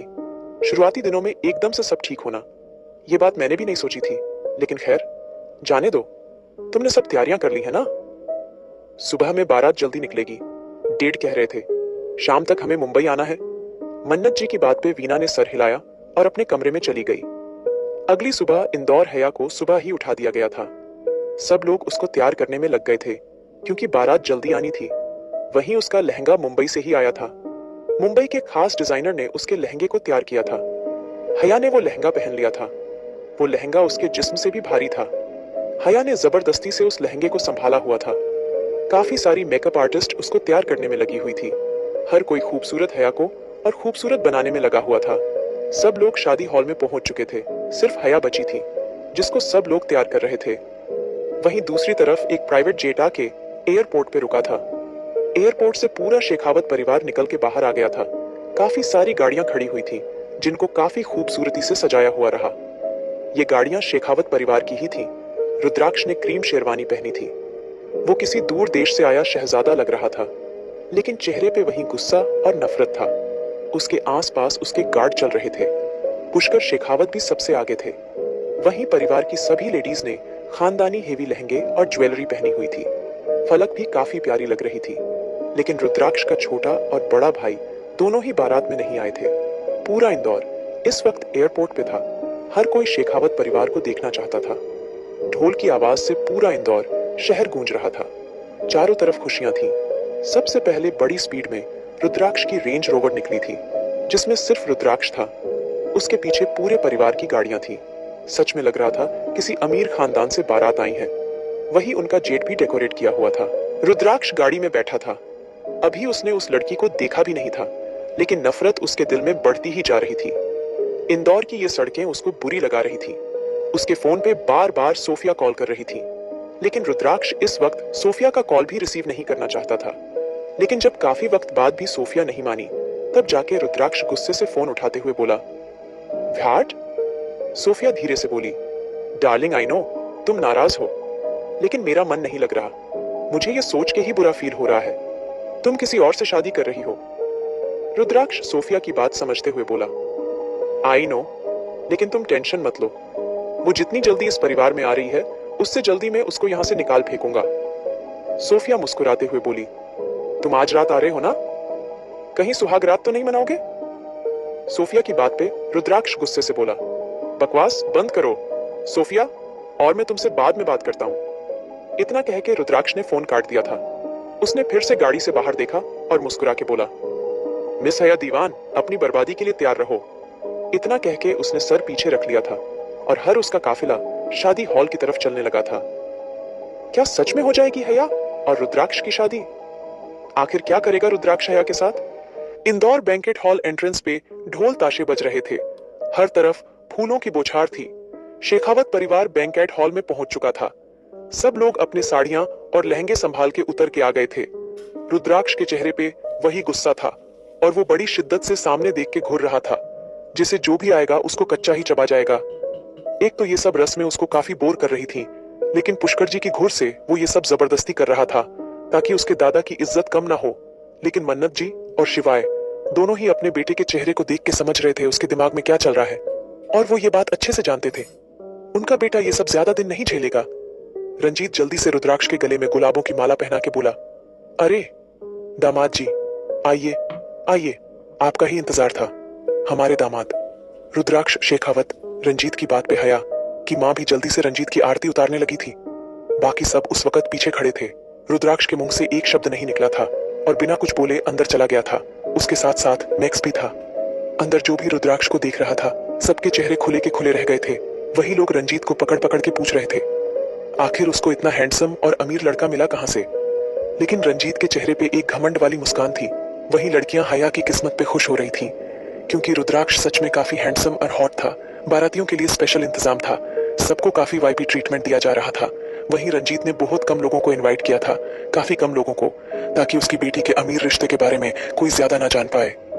वहीं दूसरी तरफ रंजीत ने अपनी जिंदगी की सारी कमाई इस होटल के किराए में लगा दी थी, क्योंकि ये पूरे इंदौर का सबसे महंगी और लग्जरियस होटल था, जो कि रंजीत जैसे मिडिल क्लास आदमी के बस में तो बिल्कुल भी नहीं था। और वो ये सब अपनी बेटी हया के लिए नहीं, बल्कि अपने अमीर दामाद के लिए कर रहा था। रुद्राक्ष अलग बैठा हुआ था और लगातार फोन में घुसा हुआ था। मैक्स धीरे से बोला, बॉस, आज के लिए तो आप सही से बैठ जाइए, सब लोग क्या सोचेंगे। दादू की नजर आप पे ही है। रुद्राक्ष ने मैक्स को घूर के देखा और तिरछा मुस्कुरा के बोला, अच्छा, तुम्हें उनकी फिक्र कब से होने लगी? मेरी जिंदगी का फैसला लेते हुए मुझसे पूछा? तो अब मैं जो करूं किसी को मतलब नहीं होना चाहिए, और तुम भी अपनी नाक खुसाए बिना फ्री का खाना खाओ और मॉम से पूछ कर आओ। ये ड्रामा कब तक चलेगा? अगर अगले 1 घंटे में ये बकवास शादी खत्म नहीं हुई, मैं अकेला ही मुंबई के लिए निकल जाऊंगा, फिर करती रहेंगी मॉम जो करना है। इतना कह के रुद्राक्ष ने फिर से अपनी नजरें फोन में गड़ा ली थी। तभी चारों तरफ शोर हुआ रहा था। मैक्स ने सामने देखा तो उसकी आंखें खुली की खुली रह गई थी, क्योंकि सामने से उसकी प्यारी भाभी चलती आ रही थी। सबने सामने देखा तो सबकी नजरें ठहर गई थी। सच में हया काफी खूबसूरत लग रही थी। अरीना जल्दी से हया के पास जाते हुए बोली, अरे कहीं चांद तो जमीन पे नहीं आ गया ना?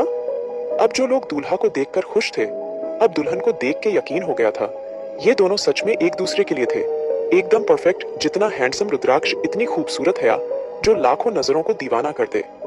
वही ने अरीना की बात का कोई जवाब नहीं दिया था और रुद्राक्ष ने उसको एक नजर नहीं देखा था। रुद्राक्ष उस है एक्सप्रेशन से सीधा मंडप में आ गया था और हया भी मंडप में आ गई थी। हया ने सर झुका लिया था और फिर आखिरकार कुछ ही देर बाद शादी की सब रस्में पूरी हो गई थी और हया की मांग का सिंदूर और उसके गले में पड़ा हीरे का मंगलसूत्र इस बात का गवाह बन गया था। वो अब हया रुद्राक्ष शेखावत बन गई थी।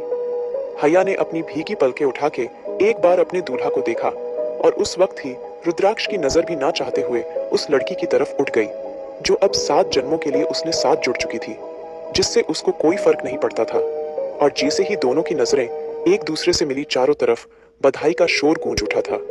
जहां रुद्राक्ष की नजरों में नफरत थी, वहीं हया की लाल आंखों में अफसोस था। ना तो रुद्राक्ष की हॉटनेस हया का कुछ बिगड़ पाई थी, ना ही हया का मासूम चेहरा रुद्राक्ष कर पत्थर दिल को पिघला पाया था। हया में छोटे से चेहरे पे बहुत ही खूबसूरती से किया गया मेकअप और उसकी खूबसूरत सी नाक में वो नथ उसको और ज्यादा खूबसूरत बना रही थी। वहीं हया की आंखों में एक दर्द की लाली और आंसू थे, लेकिन दोनों जी एक दूसरे को खा जाने वाली नजरों से देख रही थी। दोनों की पहली मुलाकात ही इस कदर नफरत से हुई थी, तो आगे तो पता नहीं क्या होने वाला था। रुद्राक्ष ने गुस्से से हया के चेहरे से नजरें हटा ली थी। तभी पंडित जी मुस्कुरा के बोले, शादी संपन्न हुई, वर वधू बड़ों का आशीर्वाद। अभी पंडित जी ने अपनी बात पूरी नहीं की थी, जब अचानक ही रुद्राक्ष बिना हया को देखे गुस्से से आगे बढ़ गया था। दोनों का गठबंधन होने के कारण हया ही उसके साथ खींची चली गई थी। रुद्राक्ष ने जहां ये कदम गुस्से में लिया था, वहीं सब लोग इस बात से खुश थे। दूल्हा को कितनी फिक्र थी और वो दुल्हन से पहले ही बड़ों का आशीर्वाद ले रहा था। वहीं रुद्राक्ष ने जबरदस्ती का आशीर्वाद लिया। तभी गुड़िया जूते छिपाने को आई थी, लेकिन रुद्राक्ष ने गुस्से से उसको घुरा था। पर अचानक ही गुड़िया की मासूमियत देख के रुद्राक्ष के चेहरे पे हल्की सी स्माइल आई थी। गुड़िया हैया की कार्बन कॉपी थी, लेकिन हैया से ज्यादा मासूम थी। गुड़िया मुस्कुराकर बोली, जीजू, जूते तब तक नहीं मिलेंगे जब तक आप मुझे पूरे 1 लाख नहीं देंगे। गुड़िया की डिमांड पे रंजीत उसको खींचते हुए बोला, अरे गुड़िया, पागल हो गई हो? जीजू को परेशान नहीं करते, दीदी की विदाई होने वाली है ना। को जल्दी जल्दी से तैयारियां करो और जीजू के जूते वापस करो। चलो जल्दी से। अपने डेट की बात पे गुड़िया का मुंह रोने जैसा हो गया था। तभी पुष्कर जी 10 लाख का चेक गुड़िया की तरफ बढ़ाते हुए बोला, ये लो, खुश रहो। इतने सारे पैसे देख के गुड़िया धीरे से बोली, नहीं दादाजी, मैं इतने पैसों का क्या करूंगी। माँ कहती है हम ज्यादा पैसे मांगेंगे और फिर ऐसे करते करते धीरे धीरे बहुत कम पैसों पे आ जाएंगे, लेकिन आपने तो इतने सारे दे दिए। गुड़िया की मासूम बातों पे सबके चेहरे पे मुस्कान थी। हया भी हल्की सी हंसी थी। मन्नत जी गुड़िया के सर को चूमते हुए बोली, ये आपके जीजू ने अपनी इकलौती साली को दिए हैं, ये लो और खुश रहो। मन्नत जी की बात पे गुड़िया ने अपने पापा की तरफ देखा तो रंजीत ने मुस्कुरा के हाँ कर दिया था, तो गुड़िया ने वो चेक लेके रंजीत को दे दिया था। कुछ देर बाद विदाई का वक्त हो गया था। तभी पुष्कर जी रंजीत को अपने पास बुलाते हुए बोले, रंजीत, तुमने हमें अपनी बेटी दी है और इससे बढ़ के हमारे लिए और कुछ नहीं हो सकता, इसलिए हमारी तरफ से ये छोटा सा तोहफा कबूल करो। रंजीत ने हैरानी से पुष्कर जी को देखा। तभी पुष्कर जी रंजीत को 2 करोड़ का चेक देते हुए बोले, ये लो, बिटिया की शादी में जो भी खर्च हुआ हम नहीं चाहते हमारी वजह से तुम कर्ज में रहो। तुम्हें यह महसूस हो अपने से बड़े लोगों में रिश्ता करके तुम्हें अपनी जिंदगी भर की जमा पूंजी लगानी पड़ी। वो हमारी बच्ची है और ये हमने अपने बच्ची के लिए किया है। पुष्कर जी की बात पे रंजीत उस आगे सर झुका के बोला, सच में हमारी बिटिया की शादी बहुत अच्छे घर में हुई है। पुष्कर की खुश होते हुए बोले, चलिए बेटी की विदाई का वक्त है। पुष्कर जी की बात पे रंजीत की और बाकी सब मेहमान बाहर आ गए थे। हैया ने को आंसू अब तक रोके हुए थे, अब वो उसके चेहरे पे बह निकले थे। हैया अपनी माँ से लिपट के बुरी तरह रोने लगी थी और रुद्राक्ष गुस्से से बोला, वाह, अजीब लड़की है। पहले मासूम शक्ल से मेरे माँ बाप को फंसाया है, अब इतने अमीर घर में आके ऐश करेगी और ड्रामे देखो। रुद्राक्ष ने अपनी आईब्रो ऊपर करी और मैक्स को देख के बोला, ये तमाशा कब तक चलेगा। मैक्स धीरे से बोला, बॉस भाभी तो खूबसूरत है। रुद्राक्ष गुस्से से बोला, तो तू शादी कर लेता, क्या हुआ। रुद्राक्ष की बात पे मैक्स चुप हो गया था। रंजीत हैया का हाथ रुद्राक्ष के हाथों में देते हुए बोला, मेरी बेटी का हमेशा ख्याल रखना। रुद्राक्ष बेटा, अब ये तुम्हारी अमानत है। रुद्राक्ष ने तभी हैया का हाथ छोड़ दिया था, लेकिन पुष्कर जी के घूरने पे जबरदस्ती उसने फिर से हैया का हाथ पकड़ लिया था। उसने किसी से आशीर्वाद नहीं लिया था और चुपचाप जाकर गाड़ी में बैठ गया। उसकी ये हरकत सबके लिए अलग थी, लेकिन पुष्कर ही और शिवाय ने बात की संभाल लिया था।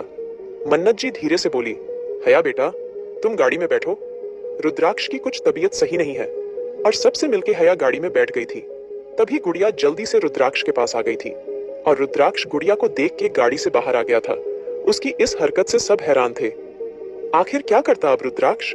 शादी के बाद कैसी गुजरेगी हैया और रुद्राक्ष की जिंदगी? इंदौर बैंकेट हॉल गुड़िया को देख के रुद्राक्ष बाहर आ गया था और इस बात से सब हैरान थे।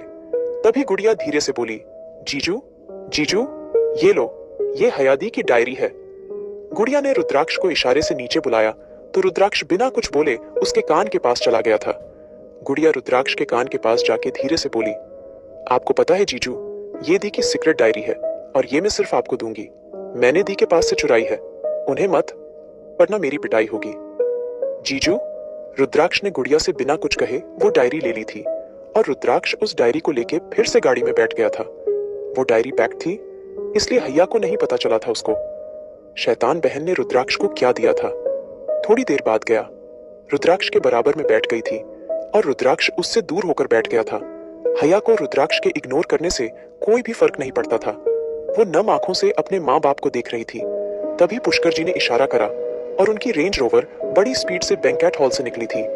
हैया ने अपनी आंखें बंद करके अपना सर पीछे टिका लिया था। शेखावत परिवार की भी सब गाड़ियां उनके पीछे थी। हैया पीछे छूटते शहर को देख रही थी, जो अब हमेशा के लिए उससे छूट चुका था। वो अब हैया शेखावत बन गई थी।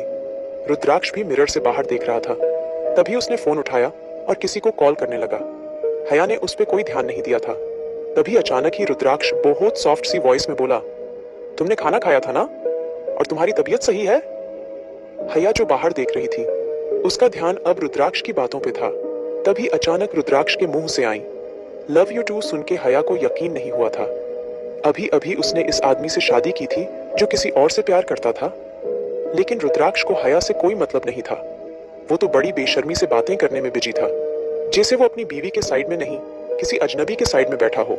उसने ना तो हया से कोई बात की थी और ना ही बात करने की कोशिश की थी। हया जो हैरानी से सब सुन रही थी, देख रही थी, उसने नम आंखों से बाहर देखा था।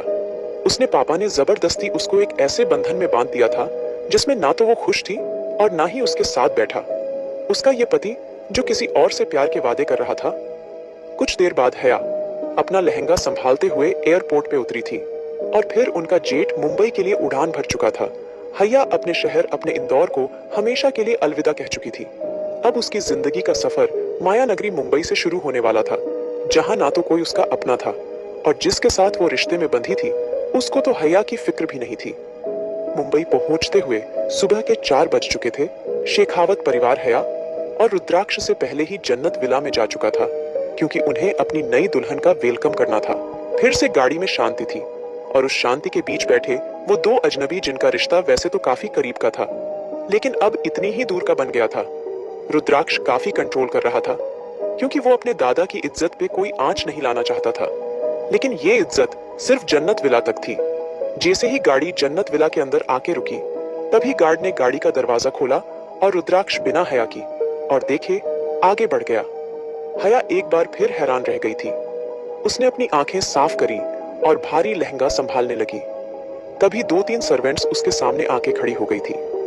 हया हैरानी से सब देखने लगी थी।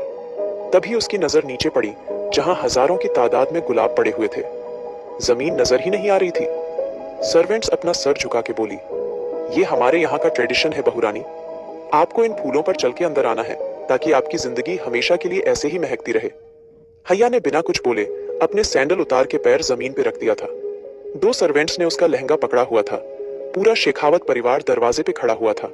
इस वक्त रात के 4 बजे थे, लेकिन पूरा विला जगमगा रहा था। रुद्राक्ष जो बड़ी शिद्दत से अंदर जाने को तैयार था, अपने दादा को देख के उसके कदम वहीं रुक गए थे और वो जबरदस्ती एंट्रेंस पे खड़ा हो गया था।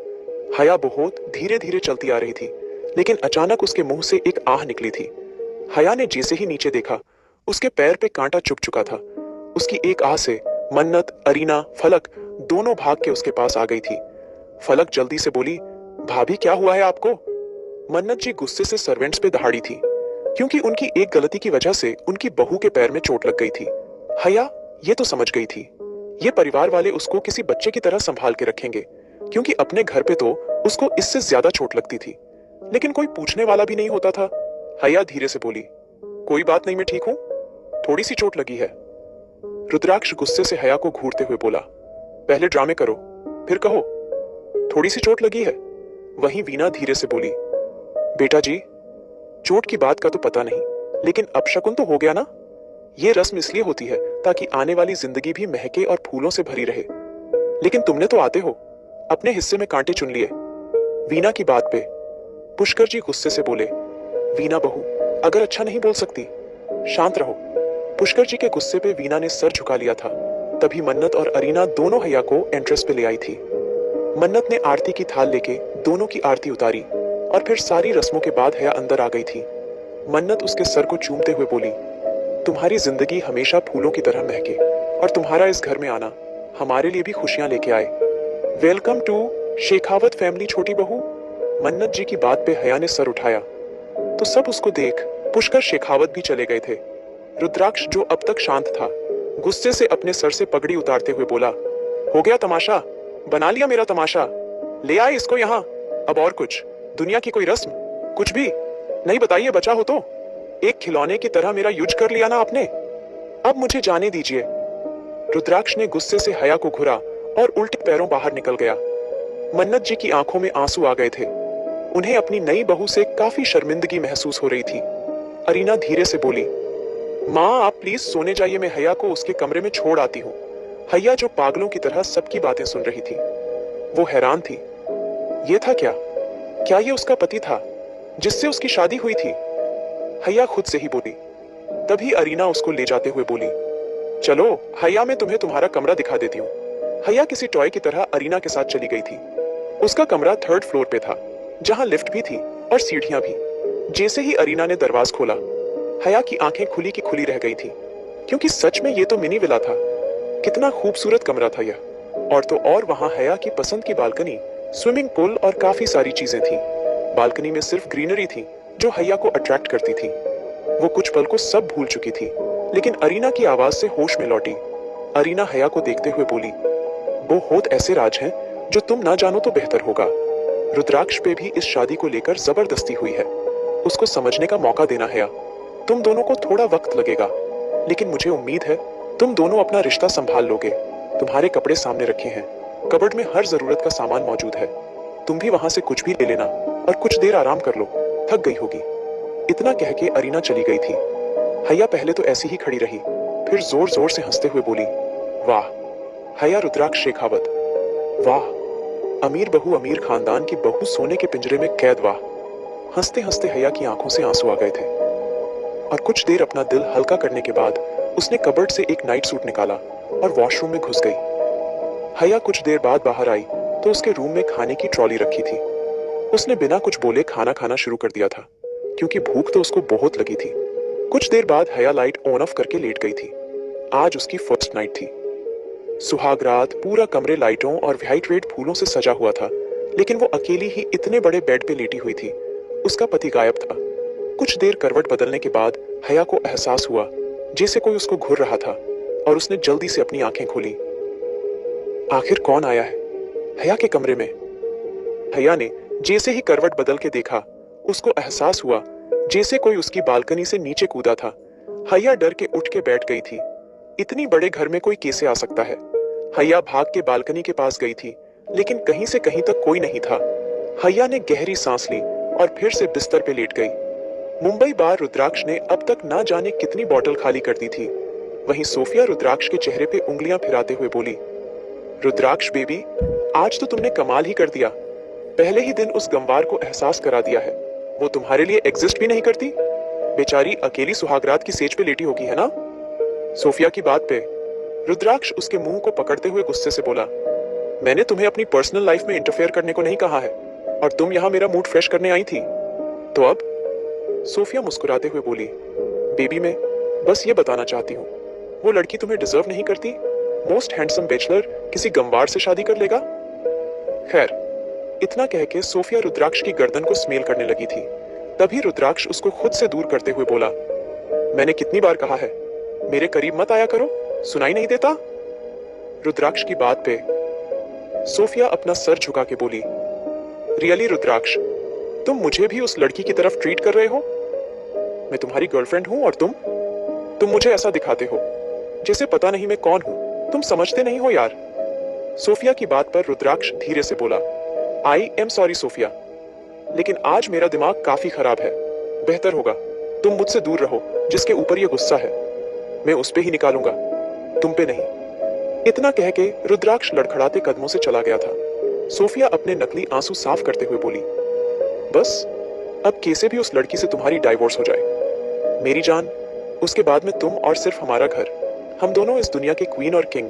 इतना कह के सोफिया ने ड्रिंक उठा ली थी। जन्नत विला सुबह के 7 बजे थे। पूरा शेखावत परिवार सोया हुआ था। आज सब लोग लेट तक सोने वाले थे, क्योंकि शादी की थकान से सभी थक गए थे। वहीं रुद्राक्ष ने गाड़ी की चाबी गार्ड की तरफ उछाली और सीधा लिफ्ट सर अपने कमरे की तरफ चला गया। जैसे ही रुद्राक्ष ने कमरे का दरवाजा खोला, अचानक ही उसके दिमाग में मेहंदी और गुलाब की खुशबू हिट करी थी। रुद्राक्ष का मूड खराब हो गया था। तभी अचानक ही उसने कमरे की मेन लाइट ऑन करी तो उसकी नजर बिस्तर पर सोई अप्सरा पे पड़ी, जो सोती हुई बड़ी प्यारी लग रही थी। काफी थक के सोई थी बेचारी। उसके चेहरे पे लाली थी। रुद्राक्ष ने गुस्से से हया को देखा और एक पल में उसके पास चला गया। उसके दिल दिमाग पे हया की खूबसूरती का कोई जादू नहीं था। वो बड़ी शिद्दत से उसको घूर रहा था। इस लड़की ने उसकी आजादी छीन ली थी। वो शादी जैसे बंधन में बंध गया था। रुद्राक्ष के दिमाग में जैसे ही सब बातें आईं, उसने नफरत और गुस्से से पानी का जग उठाया और अगले ही पल पूरा का पूरा हया के चेहरे पे डाल दिया। गया जो थक के सोई थी हैरानी से उठ बैठी थी। हया डरते हुए बोली, गुड़िया, गुड़िया, कहाँ हो तुम? लेकिन तभी उसकी नजर अपने साइड में खड़े शैतान पे पड़ी तो उसने नफरत से रुद्राक्ष को घुरा। लेकिन अगले ही पल रुद्राक्ष उसकी गर्दन को पकड़ के अपने करीब करते हुए बोला, कैसा लग रहा है? कैसा महसूस हो रहा है हैया दीवान? इतने बड़े घर में आके इस खूबसूरत और नर्म बिस्तर पे सो के? बताओ ना।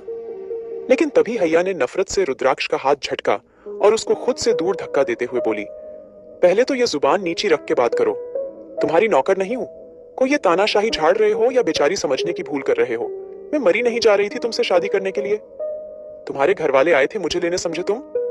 और तुम जैसा घटिया जिसके पहले से चक्कर है वो मुझे सिखाएगा तमीज?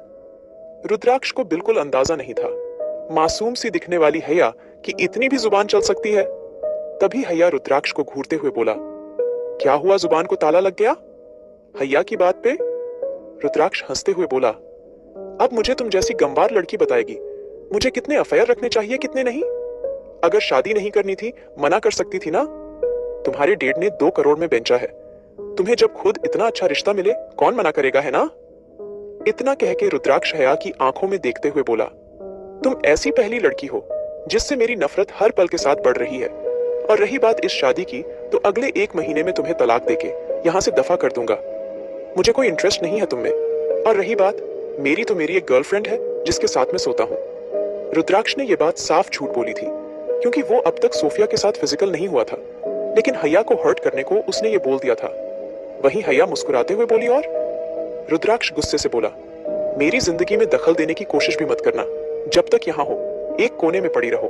परिवार के लिए बहू हो लेकिन मेरे लिए बीवी नहीं हो। और तुम्हें देखने में भी मैं अपनी इंसल्ट समझता हूँ।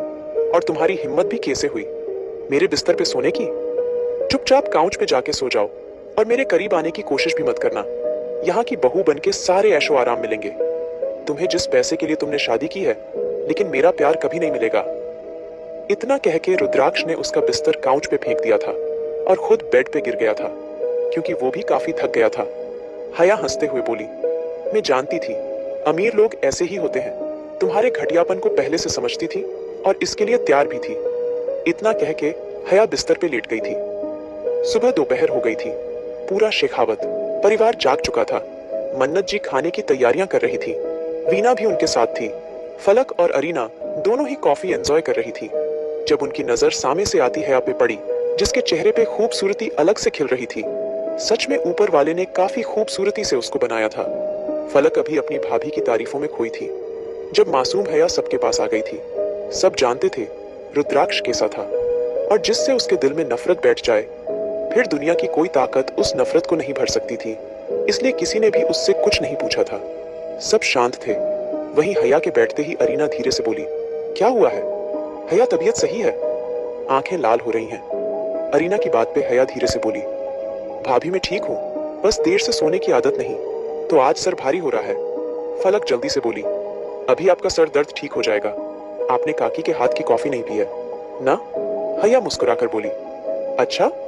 तभी काकी हैया को गर्मा गर्म कॉफी पकड़ाते हुए बोली, बहुरानी फलक बिटिया सही कह रही हैं, हमारे हाथ की कॉफी हर किसी को पसंद है। और तुम जानती हो रुद्राक्ष बाबा तो आते ही हमारे हाथ की कॉफी मांगते हैं। तुम्हें भी आदत हो जाएगी।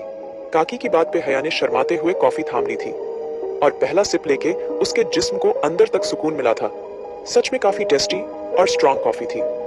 हैया धीरे से बोली, सच में काफी अच्छी है। थैंक यू सो मच काकी। हैया की बात पे काकी मुस्कुरा के चली गई थी। तभी वीना और मन्नत किचन से बाहर आई तो हैया ने जल्दी से दोनों के पैर छू लिए थे। वीना धीरे से बोली, बस बस हो गया। मन्नत ने घूर के वीना को देखा और प्यार से बोली, बेटा जी, बेटियां पैर नहीं छूती? इतना कह के मन्नत हैया को गले लगाते हुए बोली, बेटा हैया मुझे माफ कर दो। कल रात जो भी हुआ मैं समझती हूँ नई दुल्हन होके कैसा फील हुआ होगा। बेटा जब भी रुद्राक्ष की तरफ से बुरा लगे हमारी ओर देख लेना, वो सुधर जाएगा। बस तुम उसका साथ दो। जानती हूँ उसने तुम्हें तकलीफ दी है, लेकिन बेटा, हैया मन्नत जी के हाथ पकड़ के बोली, बस कीजिए। माँ मैं इस बात का कोई बुरा नहीं मान रही। मेरे ऊपर भी जबरदस्ती हुई है, मैंने भी एक्सेप्ट कर लिया, और मैं जानती हूँ रुद्राक्ष भी वक्त लगेगा। हैया की बात पे मन्नत जी प्यार से बोली, थैंक यू बेटा, तुमने समझ, अच्छा आ जाओ ब्रेकफास्ट कर लो। अभी मन्नत जी ने इतना ही कहा था जब उनकी नजर रुद्राक्ष पे पड़ी, जो लाल आंखों से नीचे उतर रहा था।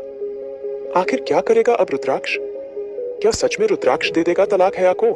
मुंबई जन्नत विला पीछे से रुद्राक्ष को आता देख हैया ने गुस्से से दूसरी तरफ देखा था। वहीं वीना जी प्यार से बोली, रुद्राक्ष बेटा सही वक्त पे आए हो, आओ ब्रेकफास्ट करो, हैया भी आ गई है, दोनों मिलकर ब्रेकफास्ट कर लेना। वीना जी की बात पे रुद्राक्ष हया को घूरते हुए बोला, जहर होगा मॉम?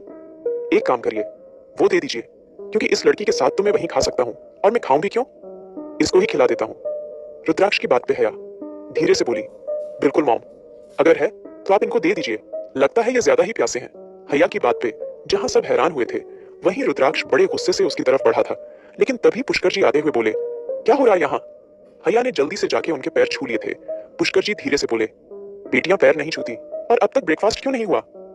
पुष्कर जी की बात पे जैसे ही रुद्राक्ष कुछ कहने को हुए, शिवाय धीरे से बोले, डेढ़ सब लोग अभी आए हैं, रुद्राक्ष भी अभी आया है, चलिए आइए करते हैं ब्रेकफास्ट, चलो बेटा। शिवाय ने गुस्से से रुद्राक्ष को घुरा, क्योंकि वो अपने बेटे के गुस्से को काफी अच्छे से जानते थे। वहीं दूसरी तरफ हया भी साइड में पड़ी आलीशान कुर्सी पे बैठ गई थी। उसके बराबर में रुद्राक्ष को ना चाहते हुए बैठना पड़ा था। कुछ देर बाद सब सर्वेंट्स लाइनों से खड़े हो गए थे और सबने सारा खाना लगा दिया था। रुद्राक्ष हया के कान के पास जाके बोला, तुमने तो इतना खाना कभी देखा भी नहीं होगा, ये सब ऐशो आराम? आखिर इसलिए तो शादी करी है तुमने मुझसे? रुद्राक्ष की बात पे हया आराम से बोली, खाने का तो पता नहीं, लेकिन हाँ, तुम जैसा जलील आदमी मैंने अपनी जिंदगी नहीं देखा। हया की बात पे रुद्राक्ष धीरे से बोला, रियली? मैं जलील? घटिया? इतना कह के रुद्राक्ष ने अपना हाथ नीचे की तरफ करा और बड़े ही सेक्सी वे में हया के थाई पे हल्का सा घुमाया। अचानक ही हया की चीख निकल गई थी। अचानक सबने हया की ओर देखा था। रुद्राक्ष किसी शैतान की तरफ मुस्कुरा रहा था। अरीना जल्दी से बोली, हया क्या हुआ है? तुम्हारी तबीयत खराब है? बताओ क्या हुआ है? अरीना की बात पे हया धीरे से बोली, नहीं कुछ नहीं हुआ, बस अचानक से मिर्च मुंह में आ गई थी, मुझे ज्यादा तीखे की आदत नहीं है। हया की बात पे मन्नत गुस्से से सर्वेंट्स पे चिल्लाते हुए बोली, मैंने कितनी बार कहा है, जब कोई आए उससे कुछ लिया करो, वो कैसा खाना खाता है? बेटा, हम आगे से ध्यान रखेंगे, तुम टेंशन मत लो। इतना कह के मन्नत जी ने सब सर्वेंट्स को घुरा। वहीं हया ने सर झुका लिया था। कुछ देर बाद हया अपने रूम में आ गई थी। उसके पीछे रुद्राक्ष भी था। हया गुस्से से रुद्राक्ष को घूरते हुए बोली, हिम्मत भी कैसे हुई मुझे छूने की?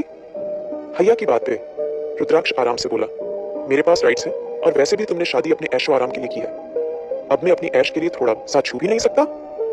रुद्राक्ष की बात पे हया उसके कॉलर को पकड़ते हुए बोली, ये सब अपनी उन गर्लफ्रेंड्स के साथ करना ज्यादा अच्छे लगोगे आइंदा। इन घटिया हाथों से मुझे छूने की जरा कोशिश भी कि ना तुम्हारी जान ले लूंगी। हया ने अपनी बात पूरी भी नहीं की थी जब अचानक ही रुद्राक्ष ने उसको गुस्से से पकड़ के दीवार पे लगा दिया था। रुद्राक्ष हया के चेहरे को अपनी उंगलियों से छूते हुए बोला, मेरे पास राइट्स है, हक है, और कल हमारी फर्स्ट नाइट थी ना, वो भी नहीं मनाई हमने, चलो शुरू करते हैं। इतना कह के रुद्राक्ष धीरे धीरे हया के करीब आने लगा था और हया कई कदम पीछे हटने लगी थी। अच्छी रुद्राक्ष हया की गर्दन पे अपनी गर्म सांसें छोड़ते हुए उसकी कमर को टाइट पकड़ के बोला, यू नो व्हाट, तुम्हें मैं छुके। इतना कह के रुद्राक्ष ने धीरे से हया के होंठों को छुआ, लेकिन अगले ही पल हया का सिसकी निकल गई थी। वो सच में रुद्राक्ष के ऑरा के आगे पिघल रही थी, और अगले ही पल रुद्राक्ष ने उसको होंठों पे बड़ी ही बुरी तरह से अपनी उंगली रब करी थी और अचानक ही उससे दूर हो गया था। रुद्राक्ष हंसते हुए बोला, सी मिस हया दीवान, मेरे हल्के से करीब आने से तुम किसी बर्फ की तरह पिघलने लगी हो, मेरे हल्के से इशारे पे तुम मेरे साथ मेरे बिस्तर पे। इतना कह के रुद्राक्ष ने अपनी आई विंक करी तो हया का चेहरा लाल हो गया था। ऐसा लगा था कुछ पल को पता नहीं उसको क्या हो गया था। हया धीरे से बोली, गेट लॉस्ट? हया की बात पे रुद्राक्ष उसको बड़ी शिद्दत से घूरते हुए बोला, तुम्हें अपने ऊपर भी यकीन नहीं है मिस हया दीवान, तुम तो ऐसे किसी भी मर्द के बिस्तर पे। अभी रुद्राक्ष ने इतना ही कहा था जब हया नफरत से चीखी दफा हो जाओ। यहां से मेरे कैरेक्टर पे सवाल उठाने का तुम्हारा कोई हक नहीं बनता, कोई नहीं समझे तुम? हया के चीखने से रुद्राक्ष उसको इग्नोर करके वॉशरूम में घुस गया था और हया के दिमाग में यही सब घूम रहा था, वो कैसे रुद्राक्ष के आगे पिघल सकती है। हया ने अपना सर पकड़ लिया था। वहीं रुद्राक्ष नहाते हुए खुद को शांत कर रहा था, क्योंकि वो जो भी कहे, लेकिन हया के करीब आने से उसके अंदर भी काफी कुछ चेंज हुआ था, जो कभी सोफिया के करीब आने से भी नहीं। सोफिया बड़ी केजुअली उसको हक करती थी, वहीं वो उसके करीब भी आ जाती थी, लेकिन वो कभी भी ऐसा कुछ फील नहीं करता था जैसा अब कर रहा था। रुद्राक्ष ने कोल्ड शॉवर लिया और अपना बिजनेस सूट पहन के बाहर आ गया। हया बालकनी में थी। वो रुद्राक्ष के सामने आने की गलती नहीं करना चाहती थी, क्योंकि उसको अब रुद्राक्ष से काफी शर्म आ रही थी। वहीं रुद्राक्ष के चेहरे पे बड़ी जहरीली मुस्कान थी। रुद्राक्ष ने अपनी वॉच बांधी और बाहर निकल गया। उसको हया से कोई मतलब नहीं था। वहीं हया का चेहरा लाल हो रहा था, पसीने की बूंदें उसके चेहरे पे चमक रही थी। सच में वो कैसे बहक सकती थी? जिसने किसी मर्द की करीबी कभी देखी भी ना हो, वो कैसे किसी मर्द के करीब हो रही थी। हया ने अपना चेहरा साफ करा और सोने के लिए लेट गई, क्योंकि उसके पास करने को कोई काम नहीं था। शेखावत इंडस्ट्रीज रुद्राक्ष जब ऑफिस में आया, सब लोगों ने उसको खड़े होकर ग्रीट करा था, लेकिन लड़कियों के चेहरे बुझे हुए थे। वहीं सब लोग रुद्राक्ष को फ्लावर्स देते हुए बोला, शादी मुबारक हो सर। लोगों की बात पे रुद्राक्ष हैरानी से बोली, व्हाट? उसका पर्सनल असिस्टेंट जल्दी से बोला, सर कल ही तो आपकी शादी हुई है, आपने तो बताया नहीं। लेकिन दादाजी ने सबको बता दिया। वहीं आज की न्यूज़पेपर में बेस्ट कपल आप ही लग रहे हो, लेकिन बॉस भाभी बहुत खूबसूरत है। सबकी बातें कि रुद्राक्ष की नफरत अपने दादा के खिलाफ और बढ़ गई थी। वो जितना इस शादी को छुपाना चाहता था, उसके दादा उतना ही उसके पीछे पड़े थे। रुद्राक्ष ने सबसे फ्लावर्स लिए और उनको डस्टबिन में फेंकते हुए बोला, हो गया, नाउ अपने काम पे लगो। और इन सबसे अलग, अगर कंपनी की प्रेजेंटेशन पे ध्यान दोगे तो ज्यादा अच्छा लगेगा। अगर किसी ने भी यहाँ मेरी शादी से रिलेटेड कोई भी बात करी, वो उस दिन इस ऑफिस से निकाल दिया जाएगा। इतना कहीं रुद्राक्ष बड़े गुस्से से अपने केबिन में चला गया था। वहीं सब लोग सर झुकाए खड़े थे। रुद्राक्ष का केबिन। रुद्राक्ष अपने केबिन में बैठा पेपर वेट घुमा रहा था। वहीं उसकी सोच में उसकी पूरी जिंदगी थी। हया वो लड़की थी जिससे रुद्राक्ष को एक ही दिन में नफरत हो चुकी थी। रुद्राक्ष का बस चलता तो वो हया की जान ले लेता। उसको हया से कैसे भी पीछा छुड़ाना था, लेकिन हया को उसकी गर्लफ्रेंड से, उसके एक्स्ट्रा रिश्ते से कोई फर्क नहीं पड़ता था। वो तो बड़ी खुशी से सब बातें सुनती थी। रुद्राक्ष अपनी सोच में था जब अचानक ही किसी ने दरवाजा नॉक करा था। रुद्राक्ष ने सामने देखा तो सोफिया चलती हुई आ रही थी। मुंबई शेखावत इंडस्ट्रीज रुद्राक्ष अपने मैसी लुक में बैठा था। उसकी आंखें सामने लगी पेंटिंग को घूर रही थी। जब सोफिया धीरे धीरे चलती उसके पास आई, सोफिया उसके करीब आके बोली, बेबी। रुद्राक्ष बिना किसी एक्सप्रेशन के बोला, कितनी बार बोला है, नोक करके आया करो सोफिया। सोफिया धीरे से बोली, I am your fucking girlfriend Rudraksh. तुम हर बार मुझे ऐसा दिखाते हो जैसे मैं कोई गेर हूँ जो जबरदस्ती तुम्हारे करीब आने की कोशिश करती है। और यार, मेरे डैड डेली पूछ रहे हैं हमारी शादी के बारे में। मैंने उन्हें तुम्हारी इस बीवी के बारे में बताया है, लेकिन वो फिर भी बुरा नहीं मान रहे। वो चाहते हैं हम दोनों की शादी हो, समझ रहे हो ना बेबी। सोफिया की बात पे रुद्राक्ष गुस्से से उसको घूरते हुए बोला, उनके पास मना करने की वजह होनी चाहिए। सोफिया जो कि नहीं है, उन्हें मुझसे अच्छा लड़का पूरी दुनिया में नहीं मिल सकता, इसलिए वो क्यों मना करेंगे। और एक बात, मैं किसी के बाप का नौकर नहीं हूँ। मैं अपनी मर्जी से जीना पसंद करता हूँ। अगर तुम चाहती हो तुम्हारा हाल उस जबरदस्ती की बीवी जैसा ना हो, तो अपने काम से काम रखो, मेरी जिंदगी में दखल मत दो। रुद्राक्ष की बात पे सोफिया खिसियानी हंसी हंसते हुए बोली, अच्छा आज हम पार्टी करेंगे ना शाम में। मैंने बीच साइड पार्टी का प्लान किया है और मेरे सब दोस्त आ रहे हैं, तुम भी आओगे ना। रुद्राक्ष कुछ सोचते हुए बोला, आई डोंट नो, शायद हो सकता है आज उस जबरदस्ती की बीवी के साथ रिसेप्शन हो। मेरे घर वाले पता नहीं क्या कर देते हैं मुझसे बिना पूछे, इसलिए अभी मैं तुमसे कोई वादा नहीं करता। रुद्राक्ष की बात पे सोफिया धीरे से बोली, कॉफी। रुद्राक्ष आराम से बोला, श्योर। सोफिया उसकी तरफ कॉफी बढ़ाते हुए बोली, यू नो, तुम्हारे ऑफिस का हर एक एम्प्लॉय जानता है मैं तुम्हारी गर्लफ्रेंड हूँ और मुझे इतना अच्छे से ग्रीट करते हैं ना। रियली, तुम जानते भी नहीं। सोफिया की बात पे रुद्राक्ष ने सिर्फ हम करा था। जन्नत विला शाम के 5 बजे हया की आंख खुली थी। सूरज भी ढलने लगा था। उसके साइड में ट्रॉली रखी हुई थी जिसमें शाम की चाय थी। हया ने आसपास देखा तो कोई नहीं था। रुद्राक्ष शाम को आने वाला था। रुद्राक्ष के बारे में सोच के उसके दिमाग में फिर से वही बातें घूमने लगी थी और उसका चेहरा शर्म से लाल हो गया था। उसको भी रुद्राक्ष से नफरत होने लगी थी। हया ने लाइट पीच साड़ी निकाली और बाथरूम में चली गई। हया जब बाहर आई तो उसके बाल उसकी कमर पे पड़े थे। उसके बालों से पानी टपक रहा था जो कि उसकी कमर को भी भीगा रहा था। हया ने मंगलसूत्र पहना और हल्का सा सिंदूर लगाया और चाय लेके बालकनी में आ गई। ठंडी ठंडी हवा उसके चेहरे पर पड़ रही थी और सामने समंदर साफ दिखाई दे रहा था। नीचे गार्डन में माली फूलों को पानी दे रहा था। हया के चेहरे पर हल्की सी मुस्कान आ गई थी। कुछ देर बालकनी में बैठने के बाद वो अंदर आई तो मैं अपने परिवार का ख्याल आया था, लेकिन उसके पास फोन नहीं था, इसलिए शांति से कमरे को देखने लगी। इतने बड़े रूम में एक पोर्शन बना हुआ था जिसमें रुद्राक्ष की अब तक की सारी अचीवमेंट थी। हया हर एक फोटो को देख रही थी। सब फोटो में रुद्राक्ष अपने कॉर्ड लुक में खड़ा हुआ था। उसके हाथों में काफी सारी ट्रॉफी थी। कहीं CEO on off the year, कहीं बैचलर, हर तरफ उसके फोटोज थे। लेकिन हया को एक बात समझ नहीं आई थी।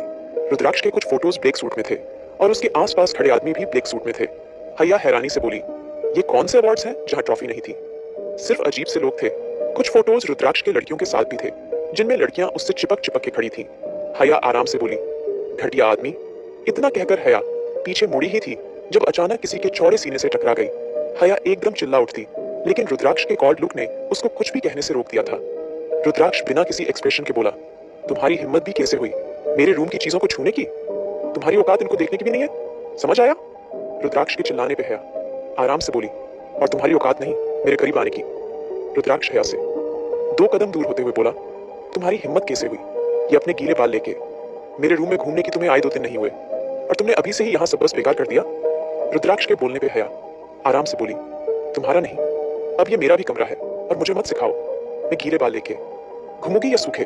हया के बोलने पे रुद्राक्ष उसके कांधे को पकड़ के बोला, मैंने 50 बार बोला है अपनी ये जुबान मेरे सामने मत चलाया करो, वरना किसी दिन बोलने लायक भी नहीं रहोगी। रुद्राक्ष की बात पे हया धीरे से बोली, सुबह तो तुम कह रहे थे मैं ही जबरदस्ती तुम्हारे करीब आती हूँ, और अब तुम मेरे करीब आने के बहाने ढूंढ रहे हो। रुद्राक्ष मुस्कुरा के बोला, तुमने अपनी शक्ल देखी है। मैं रुद्राक्ष शेखावत तुम्हारे जैसी 100 लड़कियों को खरीद के अपने बिस्तर पे डाल सकता हूँ, खुद को स्पेशल मत समझो।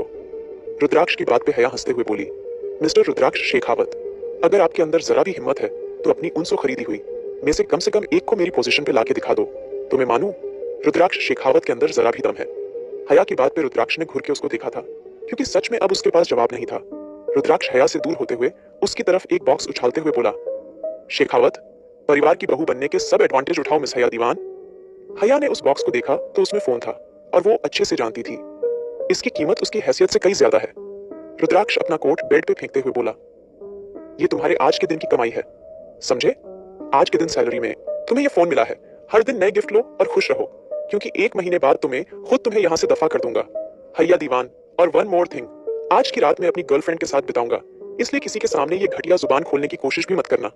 रुद्राक्ष की बात पे हया धीरे से बोली, किसी के सामने नहीं, लेकिन दादा के सामने बोलूंगी, क्योंकि वो मुझसे जरूर पूछेंगे। हया की बात पे रुद्राक्ष गुस्से से बोला, मैं तुम्हें आखिरी बार वार्न कर रहा हूँ, मेरी जिंदगी में दखल मत दो, वरना मुझसे बुरा कोई नहीं होगा। और अभी तुम मेरी असलियत नहीं जानती, जिससे तुम अनजान रहो तो बेहतर है, वरना 1 महीने से पहले ही तुम खुद तलाक लेके भागोगी। रुद्राक्ष की बात पे हया कुछ कहना चाहती थी, लेकिन तभी रुद्राक्ष का फोन बजा था। रुद्राक्ष, आराम से मॉम में आ जाऊंगा, आप टेंशन मत लीजिए। रुद्राक्ष की बात पे हया के कान खड़े हो गए थे। रुद्राक्ष फोन बेड पे फेंकते हुए वॉशरूम में घुस गया था। तभी हया ने वो बॉक्स उठाया तो उसमें नया चमचमाता महंगा फोन था, और रुद्राक्ष ने उसमें पहले ही सिम डाला हुआ था, और उसमें हया के घर वालों का नंबर भी सेव था। हया ने जल्दी से फोन मिला दिया था। दूसरी तरफ गुड़िया ने फोन उठाया था। हया जल्दी से बोली, गुड़िया कैसी है तू? मैं तुझे बहुत ज्यादा मिस कर रही हूँ। अपनी बहन की आवाज सुन के गुड़िया भी पागल सी हो गई थी। गुड़िया धीरे से बोली, दी, आपको गए 1 दिन हुआ है और मेरा यहाँ मन नहीं लग रहा। मम्मी पापा तो पता नहीं कहाँ गए हुए हैं, मैं घर में अकेली हूँ। गुड़िया की बात पे हया धीरे से बोली, वो तुझे भी अकेला छोड़ के चले गए? गुड़िया रोते हुए बोली, हाँ। हया ने अपनी नम आंखें साफ करी और धीरे से बोली, अच्छा तू परेशान मत हो, जब भी कुछ काम हो मुझे कॉल कर लेना, और जब मम्मी पापा आए तो उन्हें बता देना, मेरा फोन आया था। हया की बात पे गुड़िया ने हाँ में जवाब दिया, और कुछ देर बातें करने के बाद हया ने फोन रख दिया था। हया ने गहरी सांस की और अपने सूखे बालों का जुड़ा बना लिया। उसका शैतान पति अभी भी नहाने में बिजी था, ऐसा उसको लगता था, लेकिन रुद्राक्ष वॉशरूम से निकल चुका था और वो स्विमिंग पूल की साइड कॉल पे बात कर रहा था, जिसका पता हया को नहीं था। हया ने अपने बालों का जुड़ा बनाया और पुल की साइड आ गई। हया अभी पुल की तरफ जा ही रही थी जब बिल्कुल किनारे पे जाके उसका पैर बुरी तरह फिसला और वो पानी में गिर गई थी। उसे तैरना नहीं आता था और पानी गहरा था। हया पानी में गिरते ही छटपटाने लगी थी। आखिर कैसे बचेगी हया? क्या रुद्राक्ष का दिल पिघल पाएगा हया की मासूमियत से?